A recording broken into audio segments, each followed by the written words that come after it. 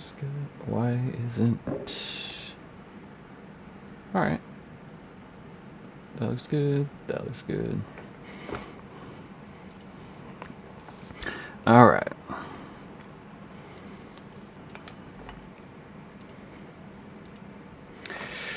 The administration came to Washington last year seeking to shutter the Consumer Financial Protection Bureau, a watchdog agency that has survived industrial anger, Republican opposition, and years of legal challenges. A year in, a smaller bureau is still standing, has been remade to advance the president's political goals.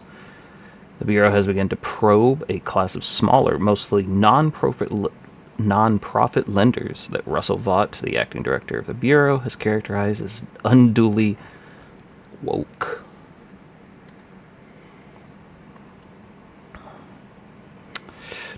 On Friday, the bureau issued guidance that could make it harder for immigrants in the country to legally obtain mortgages and credit cards. Meanwhile, the bureau's public website invites consumers to... Oh, I forgot to turn on multi-guest. I always forget to do that. Is it working? Why isn't it popping up? There we go. All right.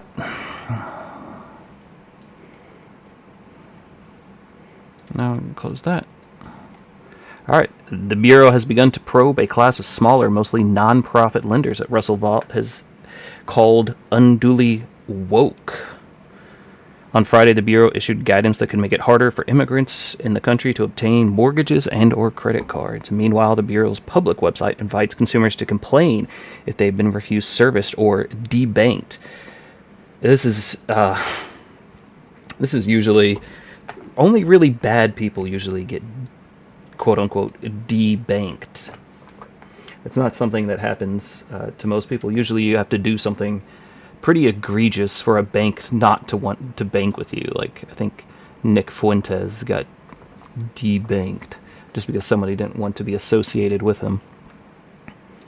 For political reasons, reflecting a priority of the administration and its allies in the conservative movement and the crypto industry. The move represents a reorientation, that's a mild way to put it, of the agency that is previously focused on aggressively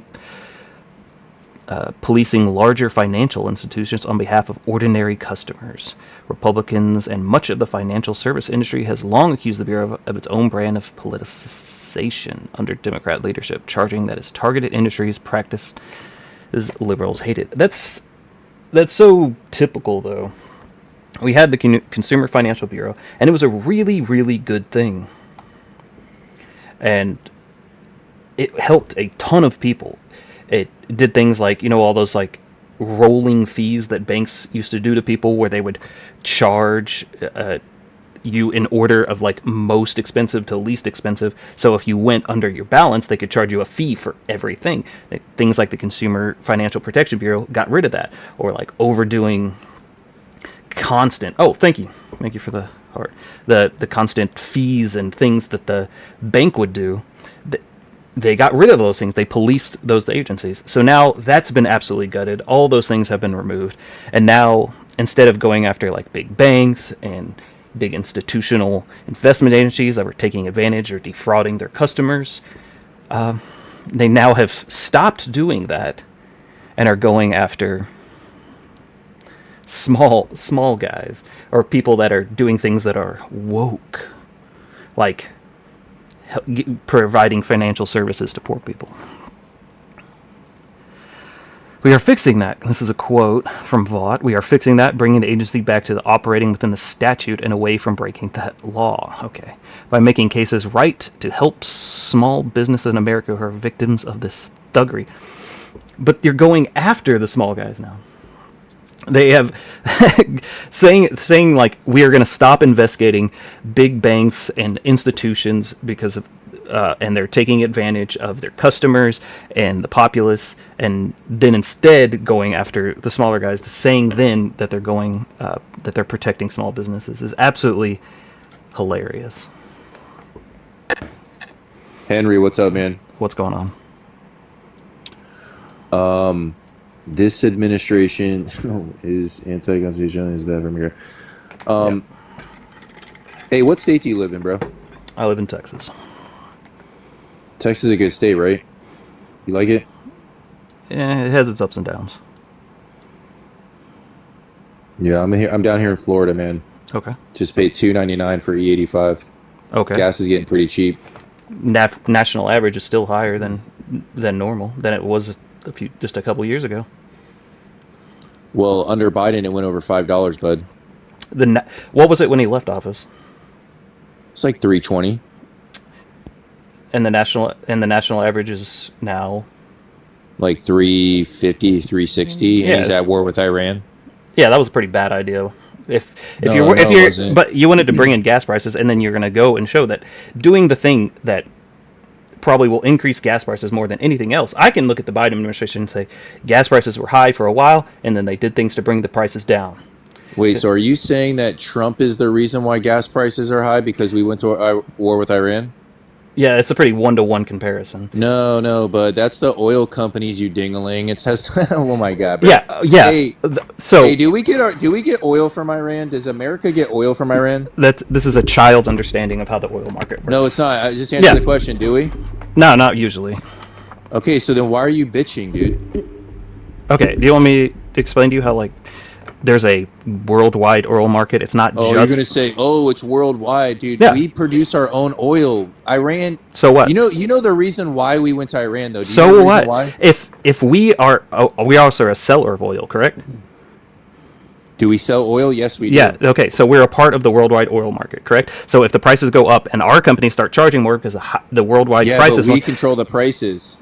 no, it's well, you do to a certain extent, but no. What do you mean, dude? Iran is trying Okay. to do these. What makes a price when a price happens? What gets to you that point? Well, there's many things you have to drill for the oil. Then you No. have to refine it. Way more simple. You're misunderstanding. What? A price for anything. The supplier wants to get as much as he can, and the demander wants to pay as little as they can. So they're gonna find some ring. The supplier's gonna try to charge as much as they possibly can before the buyer will stop buying it at that price.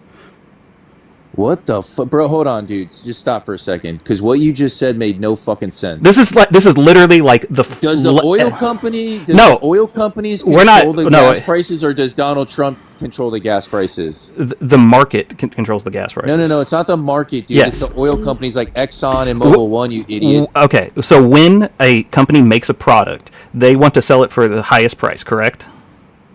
No, not necessarily. Depends on demand, you idiot. That's the second part of the question, you idiot. That's why I'm asking you a question. The company would This like guy. the question was the company would like to sell it for the highest price they possibly can, right? The company. No, that not necessarily all the time. They don't want the highest price because if the demand is low, Yes, then they, yes, but Hold they on, bro, hold on, stop. no, you're not Let me understanding. fucking answer, bro. You're Let not me understanding. Finish though, dude. Chill. No, you don't understand. Chill, bro. Chill. I'm not I gonna only chill. get like one sentence in and you interrupt me, dude. Because you're saying something's Okay. wrong and stupid, so I have to Hey, help bro, you out. if the demand is really low for gas, Yes. what happens to the price? Look, that's what I'm saying. That's what No, the that's point not what I'm you're making. saying, Oh my bud. gosh. That's not what you're saying. There's two sides to the equation. There's the suppliers and the demanders, correct? Hey, bro, pre-COVID was No, gas trending down? stop. Answer my question. Oh my god. You don't Your get to question pivot. is idiotic, dude. Then answer it. It's an economics 101 class. You should have learned this in high school. Bro, listen, when the demand is low, the price, what happens to the price? What are the two sides of the supply and demand? There's supply and there's demand, right? Yeah, no shit, Sherlock. Okay, so the suppliers want to sell it for the highest price and the demanders want to buy it for the lowest price, correct? No, they don't want to always sell it for the highest price, you idiot. Yes. Not all the time. They will spread. Yes. Not when the demand is low. Yeah, that's the countering object. Yes, there's two sides You're to not it. making any sense, bro. Shut up. You're not fucking making any Hey, sense. don't yell. Take a breath and calm down and reset. You're like trying to like come back at me and be like, yes, that's it. No, you're not making Oh no my gosh. sense, bro. So hold on, pump the brakes. Let's stop for a second. Have you Hold on. have you ever taken economics class? Does China get most No, of the oil from you're not. Iran, yes or No, you're not. We're not going there. You're answering my question you first. don't want to go there You, because no, you're pivoting. You're running away. You're so I'm not. scared. I'm talking Then about answer my Iran, question. Then answer my question. What are the two sides of Answer the? your question. You haven't answered one of mine. Because you've run away every time. You've not answered a I'm single not, one of my bro. questions. You've not answered a single one of my questions. Not a single Your one. questions You're a are coward. stupid, You're bro. such a coward. No, you're. Why are you just so low IQ, scared? my Why are guy. you so scared? Okay, ask Why are your you so question. scared? So Ask there's your question. So there's two sides to the supply and demand curve, correct? There's the suppliers and the demanders. Okay, keep going. Okay, so the suppliers want to sell it for the highest price that they can, and the demanders want to pay for the lowest price they can. Keep going. Do you have a problem with this so far? Yeah, I do have a problem with that. Okay, so The suppliers do not always sell it for the yes, highest that's the price. second part of the sentence. There's two parts to the statement. Oh my What God, are the bro. two things I said? Okay, There's two parts to the keep statement. going then. Keep No, going what are the then, two? bud. No, I think you're too stupid to understand. You So know- what are the you two know parts? what supply and demand is? What were the two sentences? Yes, Supply and demand, okay, right? We're talking about supply and demand. the When supplier. the demand Yeah, is really low, what happens to the price? that's what I'm telling you. Does the price go down or up? Yeah, there's you got to listen to the whole sentence. The suppliers want to sell it for the highest price they can, not the highest price possible. The highest price they can. Do you understand that whole sentence? I know it's more than like 2 words, so it's really hard for MAGA. but So it's dude, really gas difficult. Companies don't always just sell it for the highest price. If they can't move it, well, they lower the price. Yes, that's the demand part of the supply and demand. But there's also the supply part. Land your plane, bud. Because what are you talking about? There's two equations to the supply and demand. There's the supply and the demand, and you're pretending like demand is the only part of the supply and demand curve. There's also the supply side, and the supply side wants to sell it for the most that they can, but the more expensive it gets, the higher they have to set the price. I know, it's economics 101. You should have learned this in high school. Pre-COVID, was gas trending down, and do we hit a 50-year low? Yes or no for unemployment? Let me ask you again. No, Pre-COVID. no. Let me ask again. Hold on.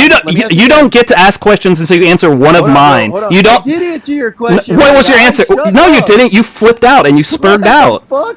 I'm not answering a single one of your questions until you answer mine. Hold on. Pre-COVID, did Donald Trump hit an ultimate low on unemployment? Yes or no? No. What the fuck, bro? So it wasn't 3.5%. It was going at the same rate that it was been going for the. Pre-COVID, what was the Hey, no. 50? Hold on. A 50-year low? Okay. Do you know the difference between a rate of change and a change? Hey, 50-year. Hey, dude, listen, bro. Pre-COVID, did Donald Trump hit a 50-year I just low asked you a for question. unemployment? I just asked you a Did he question. hit What's the did he difference hit an between unemployment historical rate? Yes or no? no? No. Answer. I asked you a very simple question. Do you understand the difference between a change and a rate of change? Dude, you're doing a lot of gish galloping, bro. Just answer the question. Did Donald Trump hit a 50-year low for unemployment? Yes or no? Pre-COVID. It was got the same rates. It was growing at the same rates. It was 3.5. What was the unemployment? Okay, fine. What was the unemployment change over the average rate of change of the unemployment of the last 15 years since the end of the 2008 financial crisis? Yeah, that's right. That's right. Okay. So if you want to get on this train, fine. Irrelevant to the conversation. No, that's exactly relevant to the conversation because I'm answering your question. Ask the question again. No, you don't understand it. You're too stupid. You don't even understand supply and demand. So I'm just going to talk. No, I'm just going to talk to the chat because you're too stupid to understand this. Question again because you're asking dumb questions. I'm going to you don't even know what you asked. I'm going to answer it the exact same way. So you don't even know what you asked, bro. So I'm going again. So if you're getting really scared, it's okay, and you want to keep interrupting me, that's fine. God. So since the 2008 financial crisis, we've seen a basic rate of change in the unemployment rate and the amount of jobs added, and that trend did not change. Well, actually, it started getting worse. Hit a 50-year low, you dingaling. Okay, so if I put pre-COVID, do you know what pre-COVID all right, I know how to explain this to you. So do you? Hold on, do you know what pre-COVID means though? Yeah. Unemployment is like 4%, dude. Yeah, it's going up. What's the rate of change? What's the unemployment? What's the rate of change? You won't go to work. What's the rate of change? What's the rate of change unemployment during the Biden administration and Trump in the second term. Well, hold on, bro. I'm saying pre-COVID. That was like 6 years. Yeah. ago, Okay. 7 Fine. years All right. ago. Listen. All right. Fine. You want to go? So under you Biden- you can run away. You can run away. Hey, what did unemployment go to under Biden? Yeah. It went went. to 15%, bud. Unemployment did not go to 15%. Are you Yes, it are you did, a bro. moronic? It peaked at 15%, bro. It peaked. No, Yes, it did. The only time it peaked was Do you have a during source? 2020. Yeah, It that's peaked at source. 15%, you idiot. Do you have a source? so. Yeah, hey, just Google it. Just Google it No, real give quick. me a source. He's gonna pull it up for you. Uh, I promise you, it was not 15%. Just type in peak. So you're saying unemployment peaked after COVID? No, when Biden was in office, bro. No, After it COVID? didn't. It peaked in 2020 when Trump was in office, and that No, was it when it was didn't, 15%. No, it didn't, bro. No, it didn't. You're lying. You're lying. Bureau of Labor Statistics, Dude, 2020.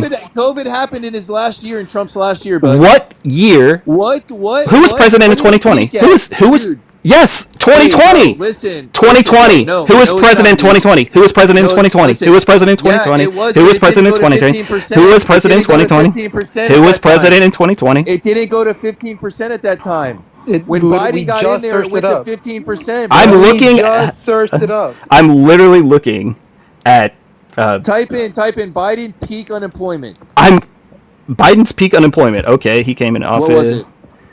Well, obviously it's gonna be 4.1. when Trump left it off. No, it was. No, it's not. Bro. You're such a liar, dude. Okay, hold on. I got you, buddy. Ah, dang it, copied this. I'll just copy it straight off the Bureau of Labor Statistics.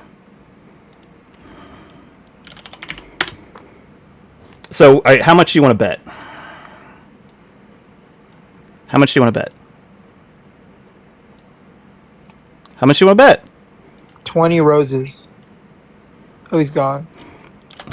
Bro, Henry, I want to talk with you. I want to talk to you about tariffs later, bro. Hold on. No, I'll bet you $1,000. First of all, his first year in office, he peaked at 6%, but it went to 15%, my guy.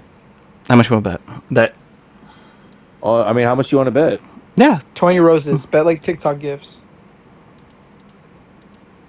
January 2021, did it go to 6.4%? Wait, what happened to 15? 15? What happened to 15? 15. Yeah, it did go to 15%, but this was his first year, dude. Where? No, What? give us No, where it didn't. Give it, no, Okay, just hold tell on, us where it was Hold on. Yes, it 50%. did. Hold Hold on. on. Can you Where was it confirm that his 50% first though? year it went to 6.4%? Yes or It no? came down to 6%. No, it didn't come down to 6%. Yes, No, it did. Okay, wait. So we agree in Trump's last year was 15%. And did it go up to 6%? From 15 to 6 is going up or down? And he's gone. All right. Okay. Just ask him. From 15 to 6, is that up or down? It's pretty embarrassing. You're not a... No. See, here's the thing. It's not embarrassing, dude, because here's the deal. Gas is cheaper right Wait, now. no. Don't run. Don't duck. Well, I'm not running. Hold on, bro. Hold on. 15 to Did 6. it go to 6.4% his first year? Yes or no? Listen, Leonardo, No. is 15 to 6. Yes, it did. It Leonardo. went down. It's 15 or 6 Listen. higher. Listen, is 15 to 6 going up or down? Answer. Yeah, no shit. No, It's going it- down, bud. It's So- going down. So unemployment went down to 6%. No, dude. Okay, so yeah, hey, zoom in on this, bro. Zoom in on this. Yeah. Well, I can't zoom in Now much more. pre-COVID, what was Wait. unemployment? What's that? Hold on, bro. No, Pre-COVID, what was unemployment? no. You don't get to run yet. I'll write Yo, that. Look, zoom in though. Zoom in. listen, you don't get to. We're doing 1 point Yeah, at a time. zoom in, One zoom point in. at a time. 1 point at a time. What's that really high spike right there? What year does When it? Biden took over. No, that's 2020. Yeah, it is, bro. What month is it? That's okay. Okay, well, so I hold don't- on. Yo, hold on. You see that's pre-COVID. You see the gas? No, coming down? no, So that's unemployment, no. right? We're not moving Is on. that We're not. unemployment We're right not moving on until you answer Is the that question. unemployment? Who was president in 2020? Who was president? Yeah, it was Trump. So it was at 14.8 during Trump, right? That was the peak, right?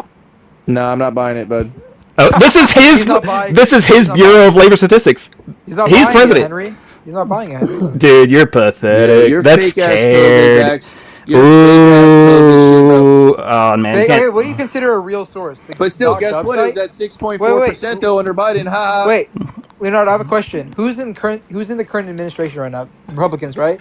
So wouldn't it be more beneficial if they lied to make Wait, themselves who's look in the good? current?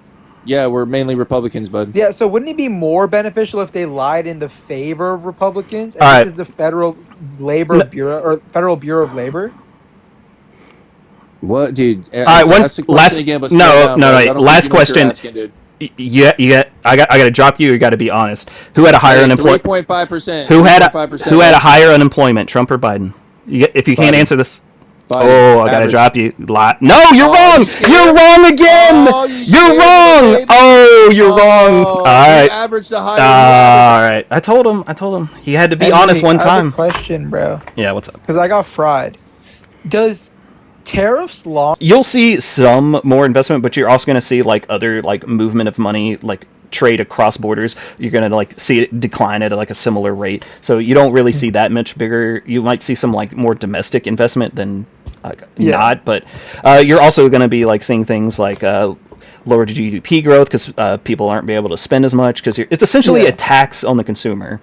Yeah. So like you might see some edge cases where like certain industries or something might get a boost or there, but like in the overall economy, you're looking at a depressive move. Gotcha. Username, what's up, bro? Sorry, no, I was just gonna. I was gonna yell at the guy up here who didn't No. know 15 was Well, he Yeah, didn't. He didn't even know what year it asking was. some question. Well, when he said, "What month of 2020 was it?"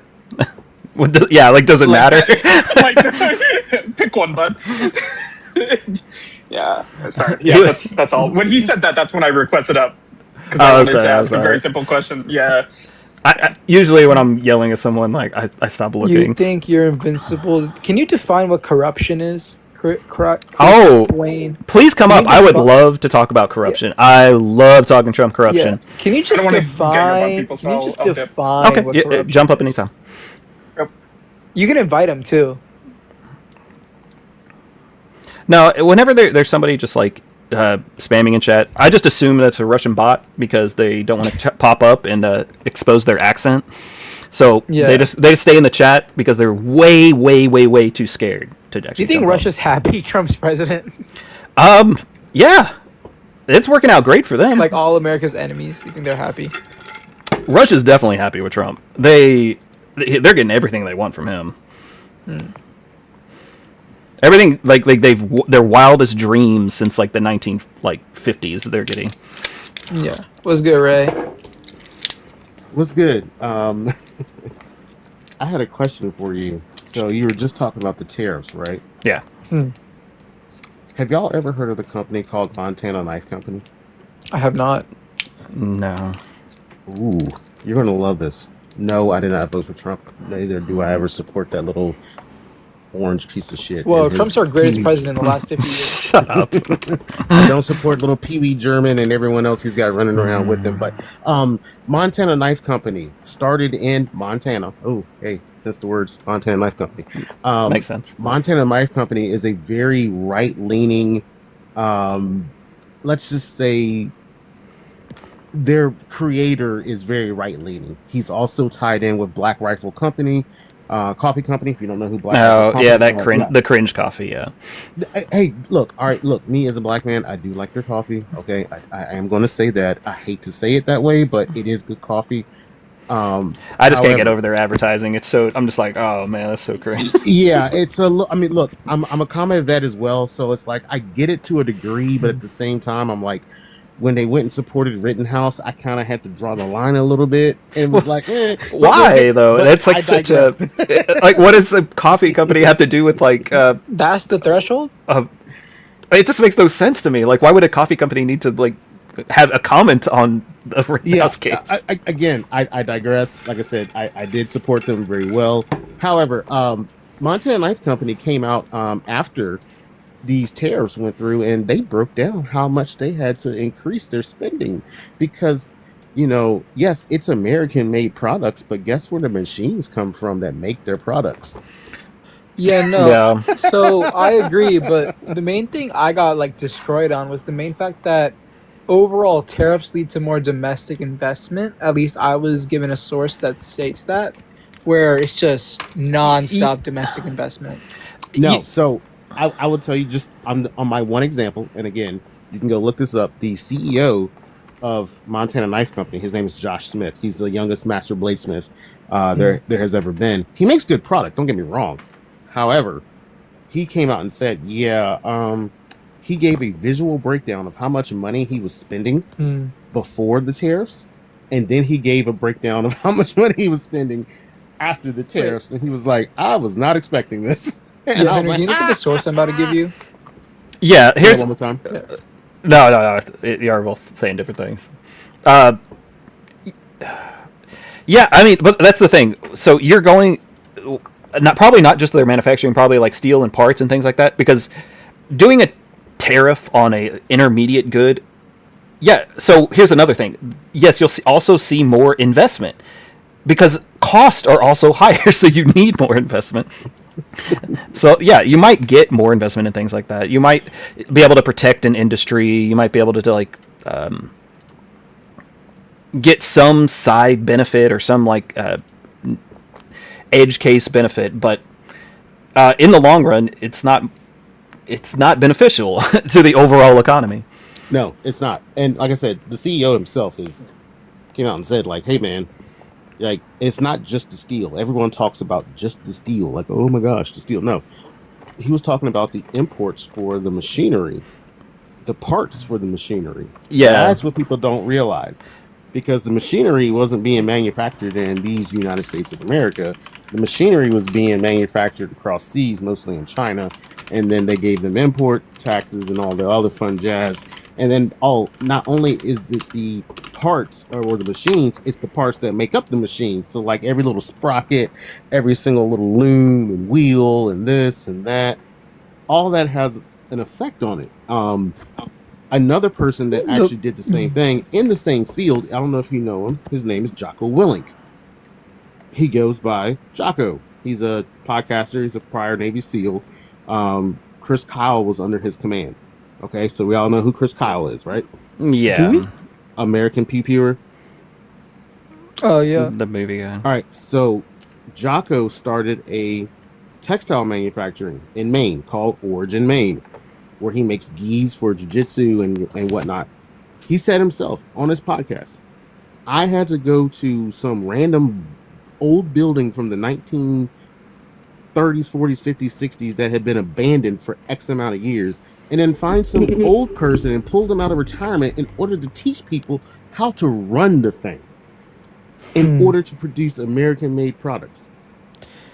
I mean, I would say that's anecdotal, but like I understand what the point you're trying to make.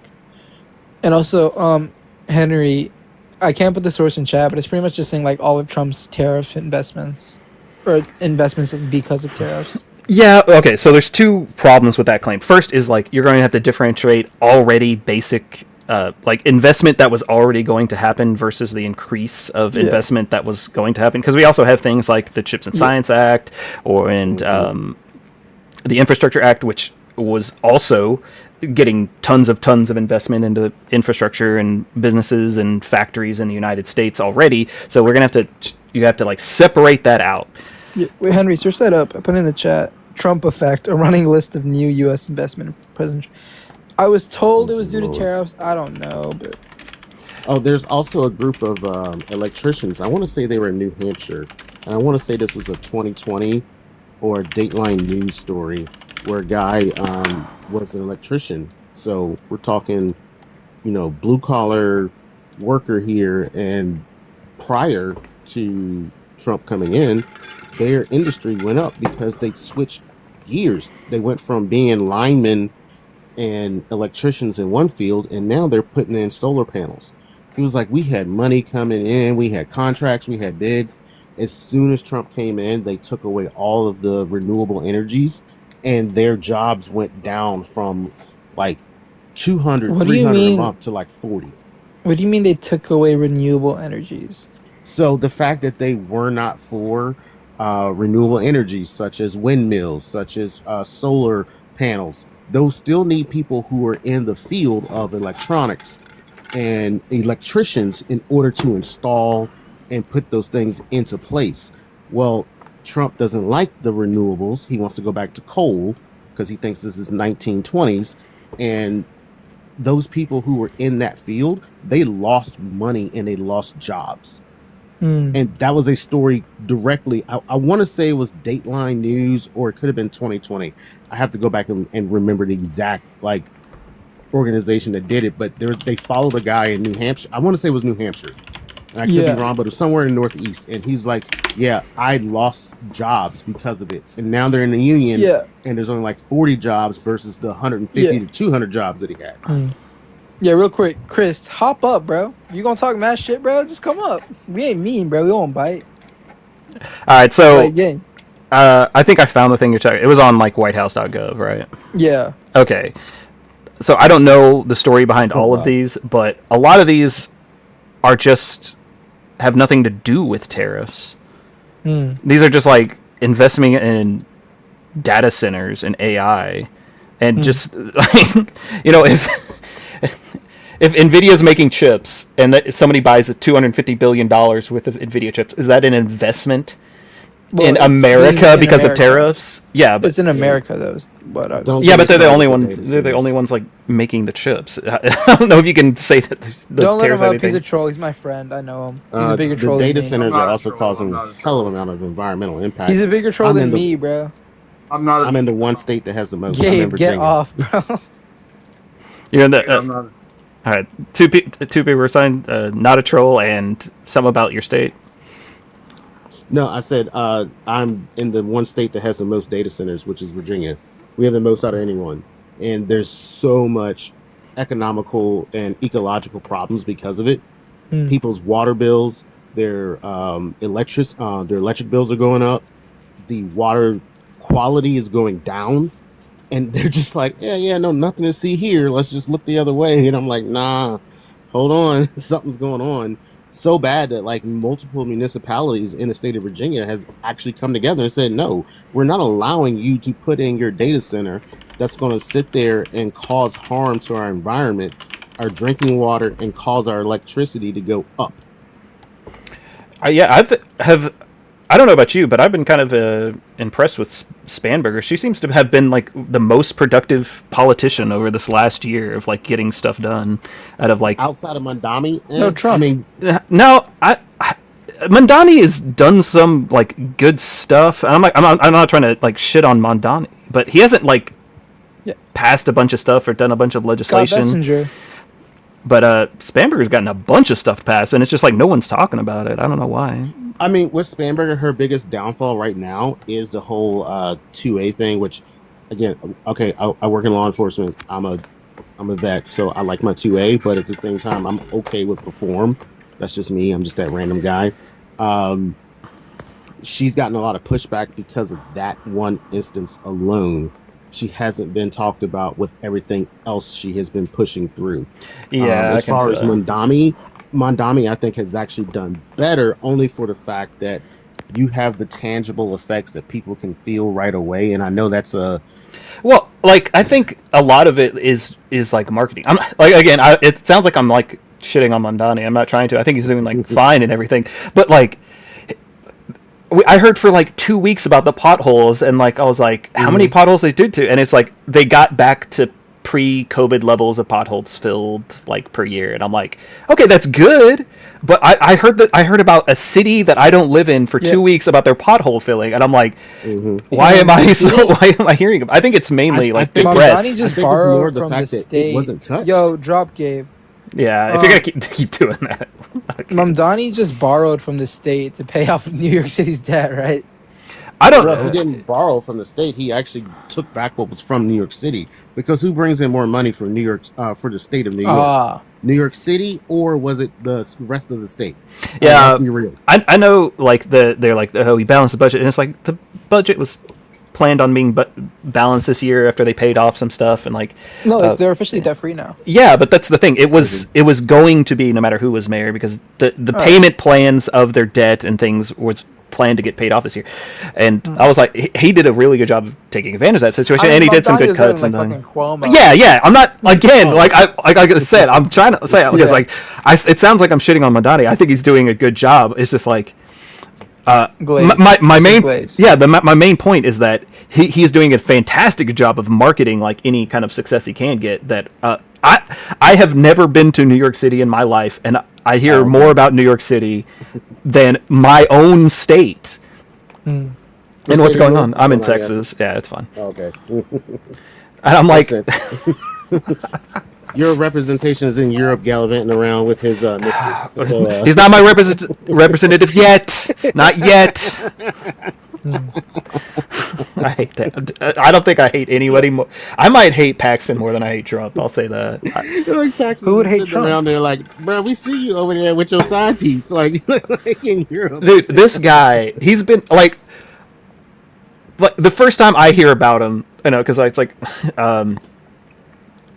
is he about him stealing a pen. This was a news story, like in like the Texas local paper. It's like, A.G. King Paxton is accused by his fellow lawmakers of stealing pens off their desk, like expensive, fancy pens. And like, and I'm like, this guy's weird. This is weird about it. And then it's like, it comes out. And then I'm like, next time I hear about him, he's being impeached by the Texas Congress. Or the fact that, he voted with a couple different addresses. Like, yeah, that came out today. He's doing voter fraud. He prosecuted people for this thing that he did. Like, he committed a felony, and of course he's not getting in trouble. Yeah. Well, but no, come up. I would love. No, it's just a Russian bot. It's just a Russian bot. They won't Trump up. For like, all right, so what? I don't know if you know the creator on here on TikTok. His name is Politics of Matt. Probably Nemo. Not. I don't think so. I'm probably going Dip King. Have a good day. All right, so mate. if you follow Politics of Matt or Nemo, Politics of Matt, he's in Massachusetts. I learned this from him. So he's just outside the greater Boston area. So apparently the state of Massachusetts back in 2023, if I'm not mistaken, they put in a millionaire's tax. Okay, so anyone who made over $1 million and 1 cent basically paid a 4% tax to the state. Like a wealth tax kind of thing. Yes. Okay. And everyone was like, oh my God, this is terrible. They're going to lose millionaires. They're going to do this and do that. Well, this is what happened in 2026 at the beginning. So we're talking maybe a year and a half to 2 years worth of study based on the revenue generated from that millionaire's tax. At the time, roughly, there were 300 or to 400,000 millionaires in the state of Massachusetts. Yeah. 2 years later, there were 600,000 people who were millionaires in the state of Massachusetts. Well, is Massachusetts age? Are they? Is Massachusetts aging out? Because a lot of the time, if we're talking about that move, a lot of that's got to be like retirees and their like housing and stuff. I don't know the demographics on that specific aspect of it. We want to go to that fine-tooth comb, but I do know the fact that they were able to provide free lunch for every single public school student in their state. They were also able to provide free 2-year college education for every single resident in that state because of that tax.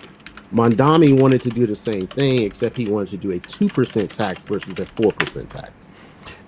Yeah, I have like mixed feelings about wealth taxes. I feel like a lot of time people want to implement them for like they want to like because they're like mad at rich people. I'm not saying like you shouldn't or can't be, but I'm like, okay, in my mind, when I want to like think about implementing a new tax is like I want to do something with the government. I want to like accomplish a goal. I want let's say I want to build 1,000 bridges. So I want to get a tax that will pay for that. And sometimes I have mixed feelings about wealth taxes because sometimes I think about them like a property tax, and then I'm like, oh, that's great. But then like also taxing like unrealized gains, and I'm like, that seems kind of weird. I think that might be strange, but I don't know. If I'd think, I'm coming around to maybe a wealth tax. Or like what, let's just say not let the corporations skate by and hardly pay any taxes whatsoever. Yeah, especially with corporate, with like corporate and business taxes, it gets real messy because a lot of the times, because you want to do two things with like if you're like want to raise revenue and you also want to like encourage growth. So if a business is like people give Amazon this a lot of like shit for it, and I don't trust Amazon at all. But like if they take all their profits and reinvest it in their business, people are like, oh, they didn't pay any tax. It's like, well, if you also want to encourage that reinvestment, but you also want to collect taxes to pay for things. So it's always like a hard nail with like business taxes. I think I'm not gonna like get mad at someone for not wanting to like change the tax code on businesses or like make it more strict or like ease it. It's like it's gonna be messy no matter which way you go. Oh, definitely. But Yeah. the American people, but generally speaking, the CEOs don't reinvest into the business. Not the CEOs themselves. Yeah, the tax structure with like CEOs and like they're being compensated with just yeah, that's different. But I meant the business itself. But sorry, James, what's up? Yo, what's up? What's going on? Hi. You want to add some? I think you guys are having a conversation, right? I'll just wait for him to finish. It's okay. You can pop in. Just hope they'll see you panel.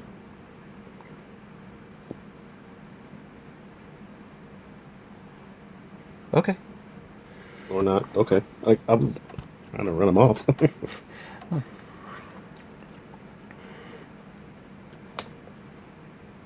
Yeah, Joseph, sometimes I go out of run-on sentence. If you want to ask me about a clarification, you can always jump up. Come on. I have no problem explaining myself. Yeah. But back to Paxton. Dude, I am so pissed about that. I can't believe that it's this I close. saw that video. I was laughing. I was like, oh, so he's in Europe Yeah, with With his the side blonde. Yeah.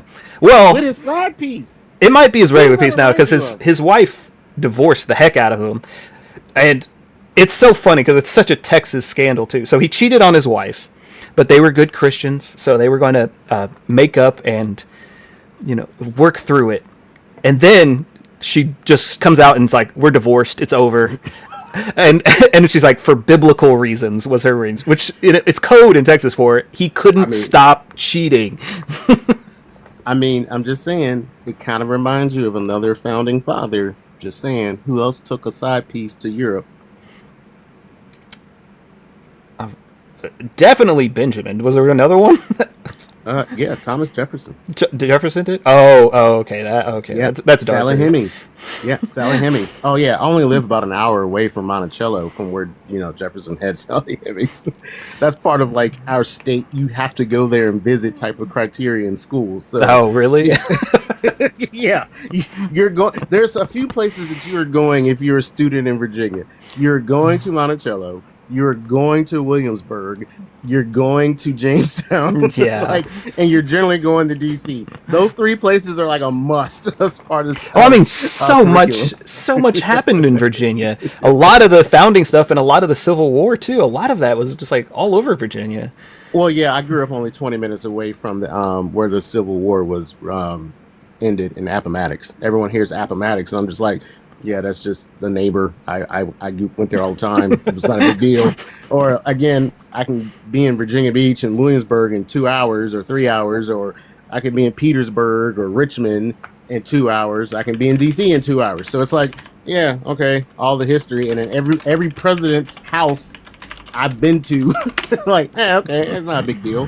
But that's just us, and so we're so used to seeing that history, and it all, started here at Yorktown, at Williamsburg. Is the courthouse still there? Like the Appomattox courthouse? Is it like? Yeah. Do they it's hold it still up? Okay. Oh, yeah, it's still there. Granted, I haven't been in over 20 years, but it's still there. The original place where it was signed, the house, because it was a farmhouse where it was actually signed, and it wasn't actually at a courthouse. Or it could have been a courthouse then. I can't remember. Don't hold me to it, because I'm getting older. But yeah, no, it's still there. You can walk in the building to see where it was actually signed. You can see the table where it's still sitting at, and everything else. But yeah, I mean, I grew up 20 minutes from there, so it's like, Yeah, not a big deal. that's cool though. There's nothing interesting around me. Texas is too big. All the like interest, you'll be like, oh, you hear about like Texas history, and it's like, yeah, it's like it's 5 hours away. Everything. The thing nearest to me was like, remember that what- was the only thing in my town is like they found a spring, and so they built a town. That was pretty much For it. instance, I don't know if you ever heard of VMI, Virginia Military Institute. I mean, I don't know anything about it, but I know that of its existence. Yeah, so the cadets every year walk past like my area once a year to represent the journey they took from Lexington, Virginia to Newmarket, Virginia, because they called up the cadets for the Virginia Army, and they do that every year as a reflection on it, and it's like an honor to be able to do that. They put on period clothes, and they literally walk from Lexington to Newmarket, which is every much of a 2 to 2.5-ish hour drive. They walk it every single year. Oh, that's actually really cool. That Yeah. I don't know. I think at this point in my life, I was like, I had a choice to make of like, I'm getting to that age where I was like, I got to make a choice. I can get into barbecue or World War II, and I kind of like edged the difference. And I got a smoker, and I got into the Revolutionary War. Same here. Like, look, I'm at the age now to where I'm like, look, I got my smoker. I put stuff on the grill on the smoker, and everyone's like, when will it be done? Well, when the ancestors tell me it's done. That's when it'll be done. You just gotta feel it out. It's like, what the hell?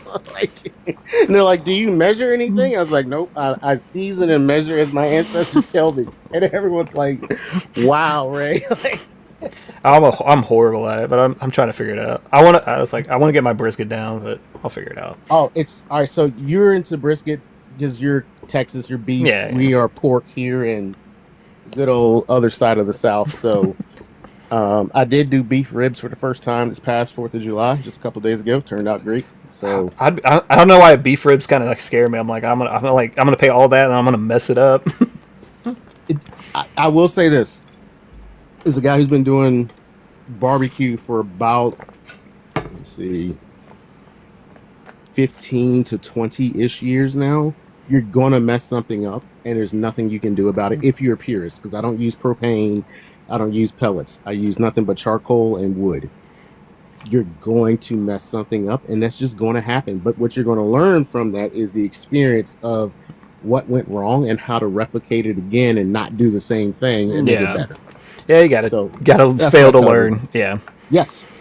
Um, Just like Edison said, I didn't learn how to make a light bulb. I learned, what was it, like 13,000 ways how to not to one? make one. Yeah, that's a good point. The same way with barbecue. You learn so many ways how not to do something.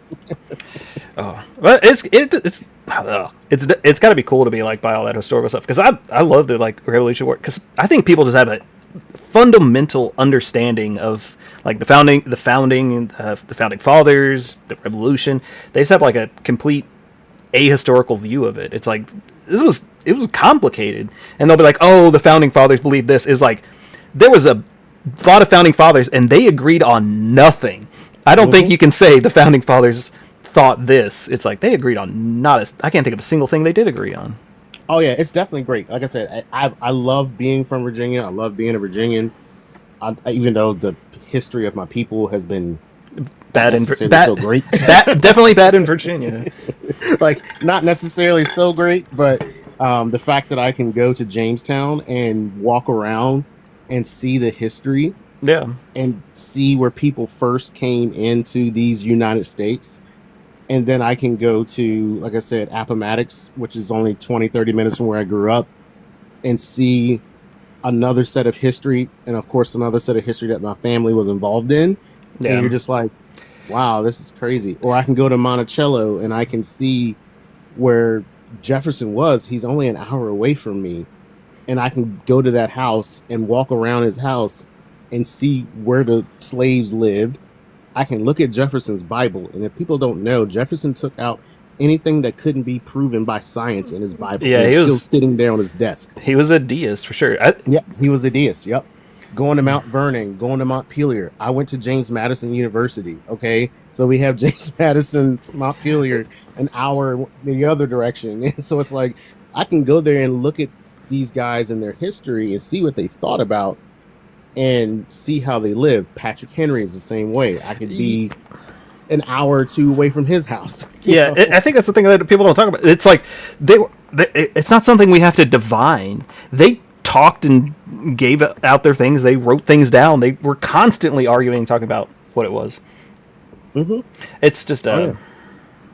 it's ridiculous. But yeah, it must be. I mean, it's frustrating for me. I can't even imagine for you. This like the kind of like whitewashing of the American Revolution, like at Mount, not Mount Mount Vernon. No, I'm thinking of. I'm saying Mount Vernon, but I can't get the actual word.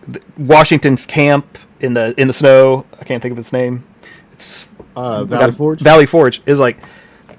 It's like everyone has this like view. Like you watch The Patriot, it's just like a bunch of white guys in the snow.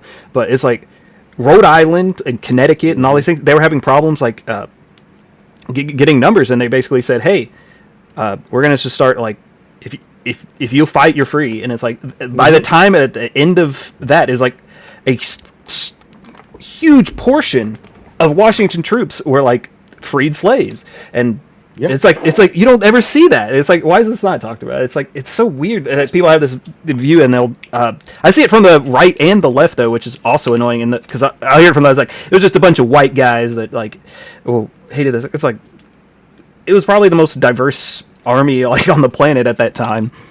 I will tell you, if you ever get a chance to go to Washington, D.C., there's two museums that you have to go to outside of like the Air and Space Museum, because that one is cool, I'm not going to lie, and the Museum of Natural History. There's two of them that you need to go to. One is the Holocaust Museum. And then I tell people to do it in this order. I want you to go to the Holocaust Museum first, okay? And then when you walk out of there, I want you to tell me how you feel. Then I want you to go to the African American Museum and then tell me how you feel when you walk out of there.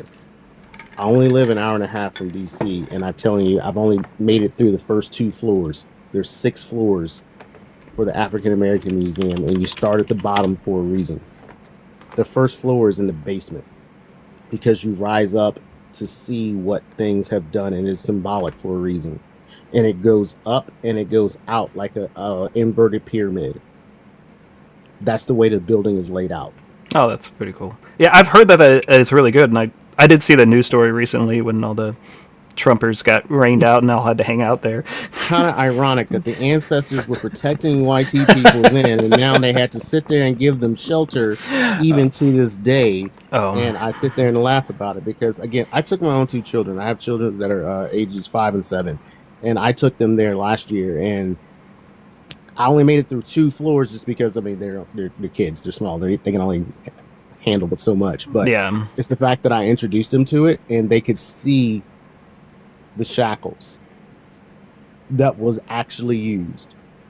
Now, they may not now at the same time understand the literature that went with it, but they could see the replicas. They could see the old muskets that were used. They could see the photos of the princes, the kings, the princesses of African nations when they were taken from their land and put on a boat and stacked like cargo. They have a replica ship that you can see how they were laid out. Now, and again, them understanding the words, yeah, at that age, they're not going to do it. But they will always remember, hey, I saw that photo Yeah. somewhere. I remember seeing that picture, or I remember seeing those leg irons and those chains. And that's a powerful thing to see because they do start at 1613.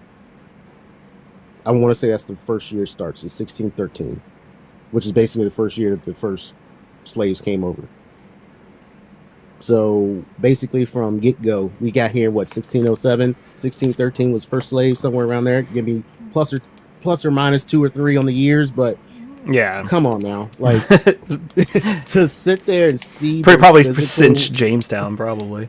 Yeah, I mean, it was literally like, all right, once they were able to survive, once Pocahontas and all that fun jazz happened, they then bought in the free help Yeah. to help cultivate the Well, land. yeah, it got going really in the like 1600s, especially in the Caribbean. That's what really got going. A lot of the times Oh. it wasn't until later it really moved to North America because they had like an indentured servitude system going on for the English in North America. But they Yeah. were sending a bunch of the slaves to the Caribbean at that time. Yes, and I don't know if you've ever heard of the author Howard Zinn or the book A People's History. I have not read it, but I've seen experts It's- from it. Yeah. It's amazing. I would implore you to read it because you will hear what actually happened. Only for the Yo, fact that what's it's up? the Jesuit priests who were part of those Can you hear me? expeditions who were writing the diary. Yeah. Yeah, I think you can hear me. Yeah. Oh, what's up? Hey, well, hold on. Ray, do you want to finish your thought Yeah, there? Or do I'll let Ray talk. you want to finish your Yeah, thought? so Or, that's one. Howard Zinn, A People's History, and then there's another book called Black AF that also gives another account from the African American perspective that is just as amazing. And you'd be like, how in the hell did these people one live through this? And Oh, then how? two- Okay, now okay. I will say I don't like A People's History. I don't like that one. That one gets on my nerves. There's some good parts of it, but I don't think it's a very good history book. I think it's a good like political, a good political book. But there are some like problems. The thing I don't like about Howard Zinn is like he'll say something infactual, and normally in a history book somebody will point that out. It happens all the time, and they'll go, "Oh, I'll make a correction." Howard Zinn goes, "Nah, I like it better this way," and it's like it makes me kind of distrust some of his things, but I think as far as like a political treatise on a political view on history, I think it's like it's probably a good book. Now I'm Oh, remembering. you know, this it's on like 18th revision, right? book. I don't know. Yeah, but I've seen some things from him. It's been a while since I read that, but now they're saying that I remember this book. I forgot what you were talking about. That was pretty accurate when you're sitting there reading the journal entries from the. No, I'm not saying all of it, but there's things where he'll always like he'll put something a certain way, and I'm like, or I'm not saying like the whole thing's wrong, but there's sometimes where I'm like I look at him just with like a little skepticism if there's something I don't know about. I mean, and I hate to say it this way, it's hard to believe, but that's what happens when you have, like, for instance, people from the Daughters of the Confederacy rewriting history for McGraw-Long, and we all know McGraw-Long is like one of the top-selling educational books and sorry, not books, but authors for education in America. Yeah, the Daughters of So- Confederacy might have been the most damaging thing to the education system that ever. The whole Lost Cause thing came from them, and that just spread like wildfire, and then Wait, they what? never got checked. Anyway, all right. What were the Daughters of the Confederacy? Because that sounds familiar. I've never heard of the Daughters of the Confederacy. Joe, you got to do something with your mic, man. It's going crazy. Oh, is it my fan? It might be, but you're I gonna was have gonna so say, much sounds like noise. you're about to go through a tornado. Wait, let me just mute when I'm not talking. Okay. Yeah, the Daughters of the Confederacy, they were basically like I don't know what you call them, like a political group of daughters of former Confederate soldiers and generals and stuff, and they kind of wanted to reshape the image of the Confederates, and they came up with the Lost Cause myth. They did like all the Confederate statues and stuff like that, Yep. kind of rewriting history to kind of put the Confederate in a better light. They were the educators. They were the ones that went to school in order to be teachers, and then they lobbied in order to have their narrative written for schools, and that's why you had the Christopher Columbus wasn't that bad of a person, and oh well, the slaves weren't mistreated, and all of this. That's where all that information came from, or sorry, not information, misinformation came from them. Well, that's so crazy. Those people are so racist. Yes, they were. But also very wrong. They were liars. It was the word. It's like a lot of people are racist, but they're honest about their racism. They were liars as well and loved to spread misinformation about it. Yeah, I mean the Confederate statues didn't really start happening until the 20s, 30s. Yeah, Is when kind they of. started being erected, and then the Virginia battle flag, which we know as the Confederate flag, that didn't start happening until when? Oh, right when we started having things like Brown versus Board of Education, and just before then in the Civil Rights Act. So that's when they were used. Yeah. Like, they were retired. Have you ever seen a YouTuber, Autun Shea Films? No, I've never seen that person. I don't think I have either. Okay, he has a goofy series of kind of debunking a lot of lost cause myths, where he dresses up like a Confederate soldier and a Union soldier, and they like drink and argue about lost cause myths, and he kind of goes through a lot of them. They're really funny and entertaining if you're like actually into that stuff. I haven't seen that one, but I did see the one. I don't know if you've seen it. This happened quite a few years ago. A company did a like a business retreat, and they held it at an old school plantation, and they said dress in period wear. Well, there happened to be a black man that showed up. Did he? He showed up with a straw hat, Oh my god! no shoes, some tattered clothes, and they were just like, It's like, we need to cancel the event. And he said no. And so he had a picture of himself driving a car for like 1920s, like he was driving Miss Daisy. oh my And then he had a god! picture of him in the field with some cotton. And I was like, yo. You know, that takes some balls, but I don't like. Props to him. They could have gotten away with it. They're like, just dress old time or dress like Gone from the Wind or something. Like, don't say They period. wanted period antebellum South, so he dressed up period antebellum South. Oh my god! And they didn't think twice about it because he tried to warn them. He was like, maybe this isn't a good idea. And they're like, no, it'll be fine. And this. And then when he showed up, everyone was like, oh, we need to not do this. Oh And my they god! canceled it. And I was like, he didn't do anything wrong because he dressed in period attire. That's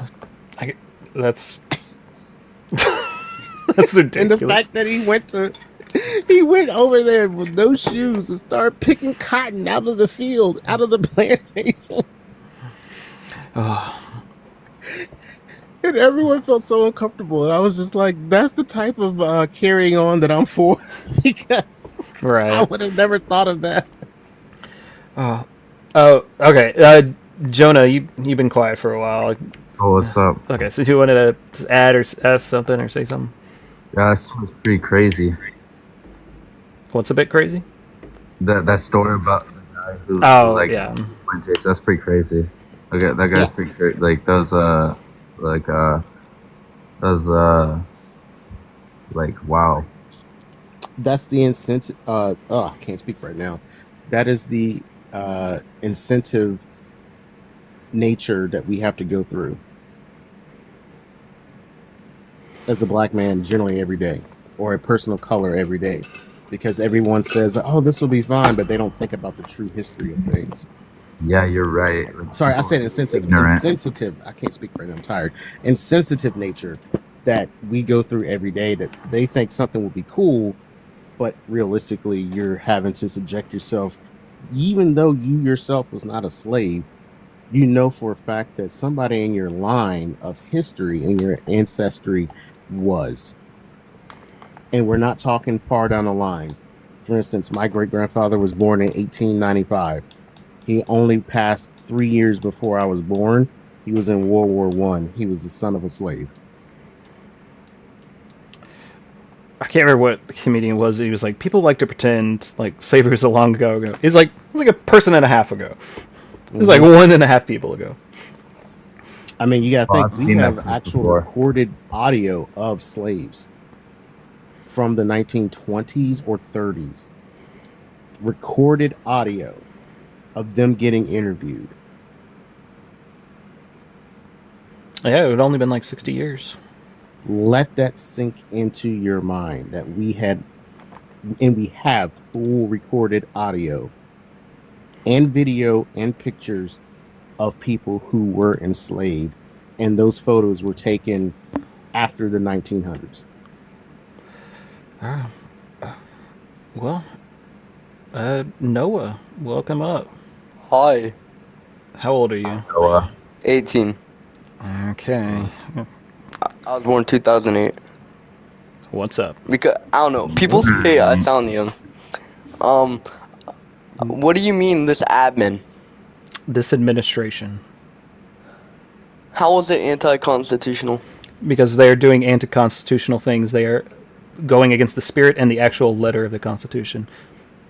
Name one of them things for me, please. Okay, Article 1, the very first thing the founders wrote down because they thought it was the most important thing is the giving the power of the purse to the legislative branch, and more importantly, the House of Representatives. The Trump administration has violated the power of the purse in multiple occasions, not doing funding that Congress has approved of. This is the explicit power of Congress. This is the violation of the separation of powers. It's a violation of Article 1. Exactly, like, how did they do that, though? Like, go deep into that for me. Okay. Do you not know about any things about, like, okay, let's talk about the USAID. This was explicitly passed by Congress.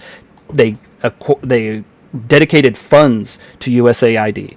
And Trump has decided to just not spend that money that Congress has explicitly set aside for that. The absolute power of the purse, which Congress resides in, has not done that thing. That would be an example of that thing. Okay. Can you name another reason that he has Do you have a violated the Constitution? Do you have a problem with that reasoning? No, not really, because... So you would agree that he has violated the Constitution in that regard? I mean, not until I've done the research and gotten proof that he has. I mean, I don't want to. I just pretty much laid it out for you. Do you know what Article 1 in the Constitution is? No. Okay. I understand why you're a Trump supporter. Well, what else has he done to violate Constitution? Okay, how about the First Amendment? Or okay, no, better way. Let's do the 14th Amendment. The 14th? Okay. Yeah. How has he violated 14th Amendment? Okay, so we have two things in the 14th Amendment. We have birthright citizenship, and we have the Due Process Clause. Yep, I know that one. So, And like, how has he violated it? By denying people's rights to their due process. Okay, so there's actually a law that gives us the right to deport people if they're 100 miles within the U.S.-Mexican border, to send them back without a due process. Now you're looking at the 8 USC code. That's different than the Constitution. So we'll go and say, do you know what the 14th Amendment is? It gives birthright citizenship. And? From what I got off my mind. Yeah, you look that up. And the right to a due process. Yeah. So what that law is for people that have just entered. It's called a turnaround, and it's not technically a deportation. But if somebody is here or working here or has a job here or has residence here, they are offered the rights of due process.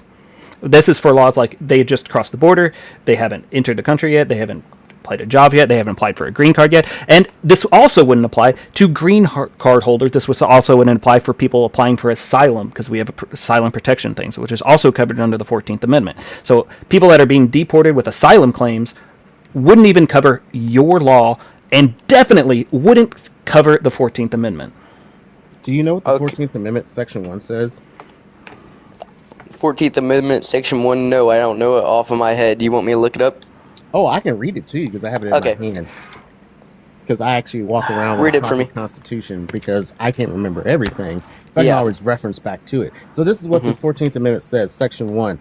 All persons born or naturalized in the United States and subject to the jurisdiction thereof are citizens of the United States and of the state wherein they reside. No state shall make or enforce any law which shall abridge the privileges or immunities of citizens of the United States, nor shall any state deprive any person of life, liberty, or property without due process of law, nor deny to any person within its jurisdiction the equal protection of laws. So, in that first section, it has citizen and it has persons. Yes or no? It says persons. And it says citizens as well. So, if you are a citizen, meaning if you were born in these United States of America, you are subject to the laws of this land. Yes or no? You do not get to live Answer that here question. for free It's a if you yes came in or no illegally. question. That was a really simple question. If you're afraid to answer it, you can just drop now. I don't really have What do you patience say? for If you are cowards. a citizen, Well, I'm a if slow you're a person. citizen of this country, hmm you are subjected to the laws of Yes. this land. Yes, cool. But if you are also a person in this country, you're also subjected to the same laws. Yes, or Yes. no? Yes. Okay, there you go. Now your grand mystery has been solved. So, for instance, if someone from England came over here to these United States of America and committed a crime, they are subjected to the same laws that a citizen would Yes. be subjected to. Meaning they get due process of law the same way that a person born here in these United States of Yes. America are also afforded. Yes. So you There agree. you go. Yes. You I are in agree. agreement. So Trump has that- violated the 14th Amendment. You agree. exactly. No, he has not, because we're not talking about British people coming in. We're talking Oh, about no, it doesn't. I just use British We're talking people as an about example, deporting and now illegal Doesn't you're matter. telling me you're racism. So if the same law That's not was racist. What if affected, it was British people that were illegal immigrants? Does it make exactly? it different? yeah. No. Bro, I think you're a racist.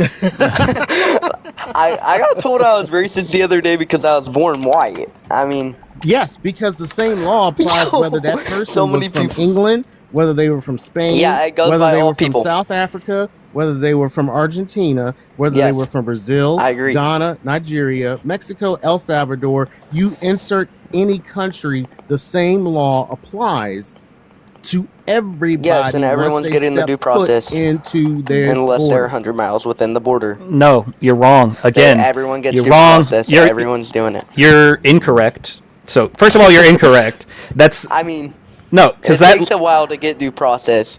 I mean, No. it'll take a month probably to get into the 8 court thing, USC but 1158 highly disagrees with you. What you're trying to cherry pick is that 8 USC 1158 says if you're claiming asylum, then yes, there are some nuances to it. However, you still get the due process of law unless you are actually picked up within a certain mileage of the border. Then you can actually not have your due Yes. process because that's part of 8 USC 1158 in a specific situation. he's not never. specific situation, even if they're within 100 No, miles. okay, so within the if there's border, an they ass- still can be deported that without they're- due they're process. That deport- is true, and it's a fact. You're You don't incorrect. have to enter through a I'm not port. incorrect. You do not have to enter through a port of entry. And again, if you read 8 USC 1158, it says it pretty clearly that it does not have to happen at a port of entry. And You may again, not like the language, but Aga- that's what it is. and again, this law that you're talking about, it's only for specific circumstances. It doesn't allow you to deport anyone within 100 miles. It lets them set up checkpoints within 100 miles for people that are coming across. But this wouldn't apply to asylum seekers, which they have deported. It wouldn't apply to green card holders, which they deported without their due process. So if you don't understand the law, you shouldn't quote it because it just makes you look kind of like a silly goose that doesn't know what he's talking about. You can deport them within 100 miles. No. With under certain circumstances. Do you not understand that? Do you understand? So for you're instance- agreeing so with do you what I just understand said, legal No, cases you're incorrect. whatsoever. Do you understand legal cases? You're 18 years old. I'm not trying to sit there and insult your intelligence. You're also talking to I a man am. that works in law enforcement and also have to work under legal case stacks and case law. So, for instance, do you know what Miranda is? No, I don't know that law. You don't know Miranda. No. Oh, okay. So if I pulled you over and immediately started questioning you without any type of anything and took you into jail and started That's questioning illegal. you some more. Oh, so you do know Miranda. I mean, I know the law, I just didn't know the Oh, name. no. So, You don't know the law because you don't know the case. These are very common cases. I mean, So I Miranda's just told very you. common. Another one, Tennessee versus Garner. You violated that. Do you want to know about Tennessee versus Garner and why we have to operate as law enforcement off of Tennessee versus Garner? Sure. So Tennessee versus Garner is what they call the fleeing felon, and I can't pew you in the back because you're running away unless you pose grave danger to society and we can see it. So for instance, if there was an active pewer going on and you ran away and we know that it was you that was active pewing, then I could justify that. Until then, no, I can't. Yes. So I agree. Tennessee versus Garner, I have to operate off of those types of court cases. Okay? That's why I brought up Miranda. That's why I brought up Tennessee versus Garner. There's a crap ton of court cases that I have to know that I have to operate off of being in law enforcement. So what I'm saying is, unless you know those specific court cases, and yes, you have to know them off the top of your head and learn them, just like your multiplication tables. All right, I don't know, you're 18. I don't know how your schooling went. I had to memorize multiplication tables off flashcards because I'm that old. Multiplication The tables. education system's messed up, but So I had to memorize them off of flashcards. However, you have to know these things in your mind constantly, because I'm constantly doing things that have the ability to take someone's rights away. When I put the cuffs on them and take them into the back of my car and then put them into a facility where they are not free to leave, I have to know those things. The same way that you need to know how to read what is on the law books. Yes, some of the language can be confusing. However, you still doesn't mean that we are wrong when we're telling you this is what it says. And if it's in a language you don't understand, you get a lawyer or maybe even someone who is a paralegal that can break it down to you Barney style, as we like to say in the military. what other amendment has he violated? No, according to you guys. no, sorry, you don't get to pivot. You have to admit that, first of all, you were wrong about the 100-mile thing. It's to set up... You don't get to say Trump violated the Constitution and not tell me what amendments he's violated. I told you to, and you ran away from both of them like a big old coward, because all Republicans are cowards. So the 14th Amendment, and you said 100-mile thing, and this is only for check stops and vehicle stops. This doesn't give you the right to deport asylum seekers. This doesn't give you the right to deport green card holders. It doesn't give you the right to wait at court hearings to arrest asylum seekers and then deport them. So again, he has violated the 14th Amendment.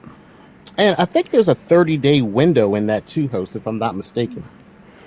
I don't know about the 30-day window, but yeah, I wouldn't doubt it. I think you have 30 days. It's like you have 30 days. Like if someone has been here longer than 30 days, that statute doesn't then apply to them either.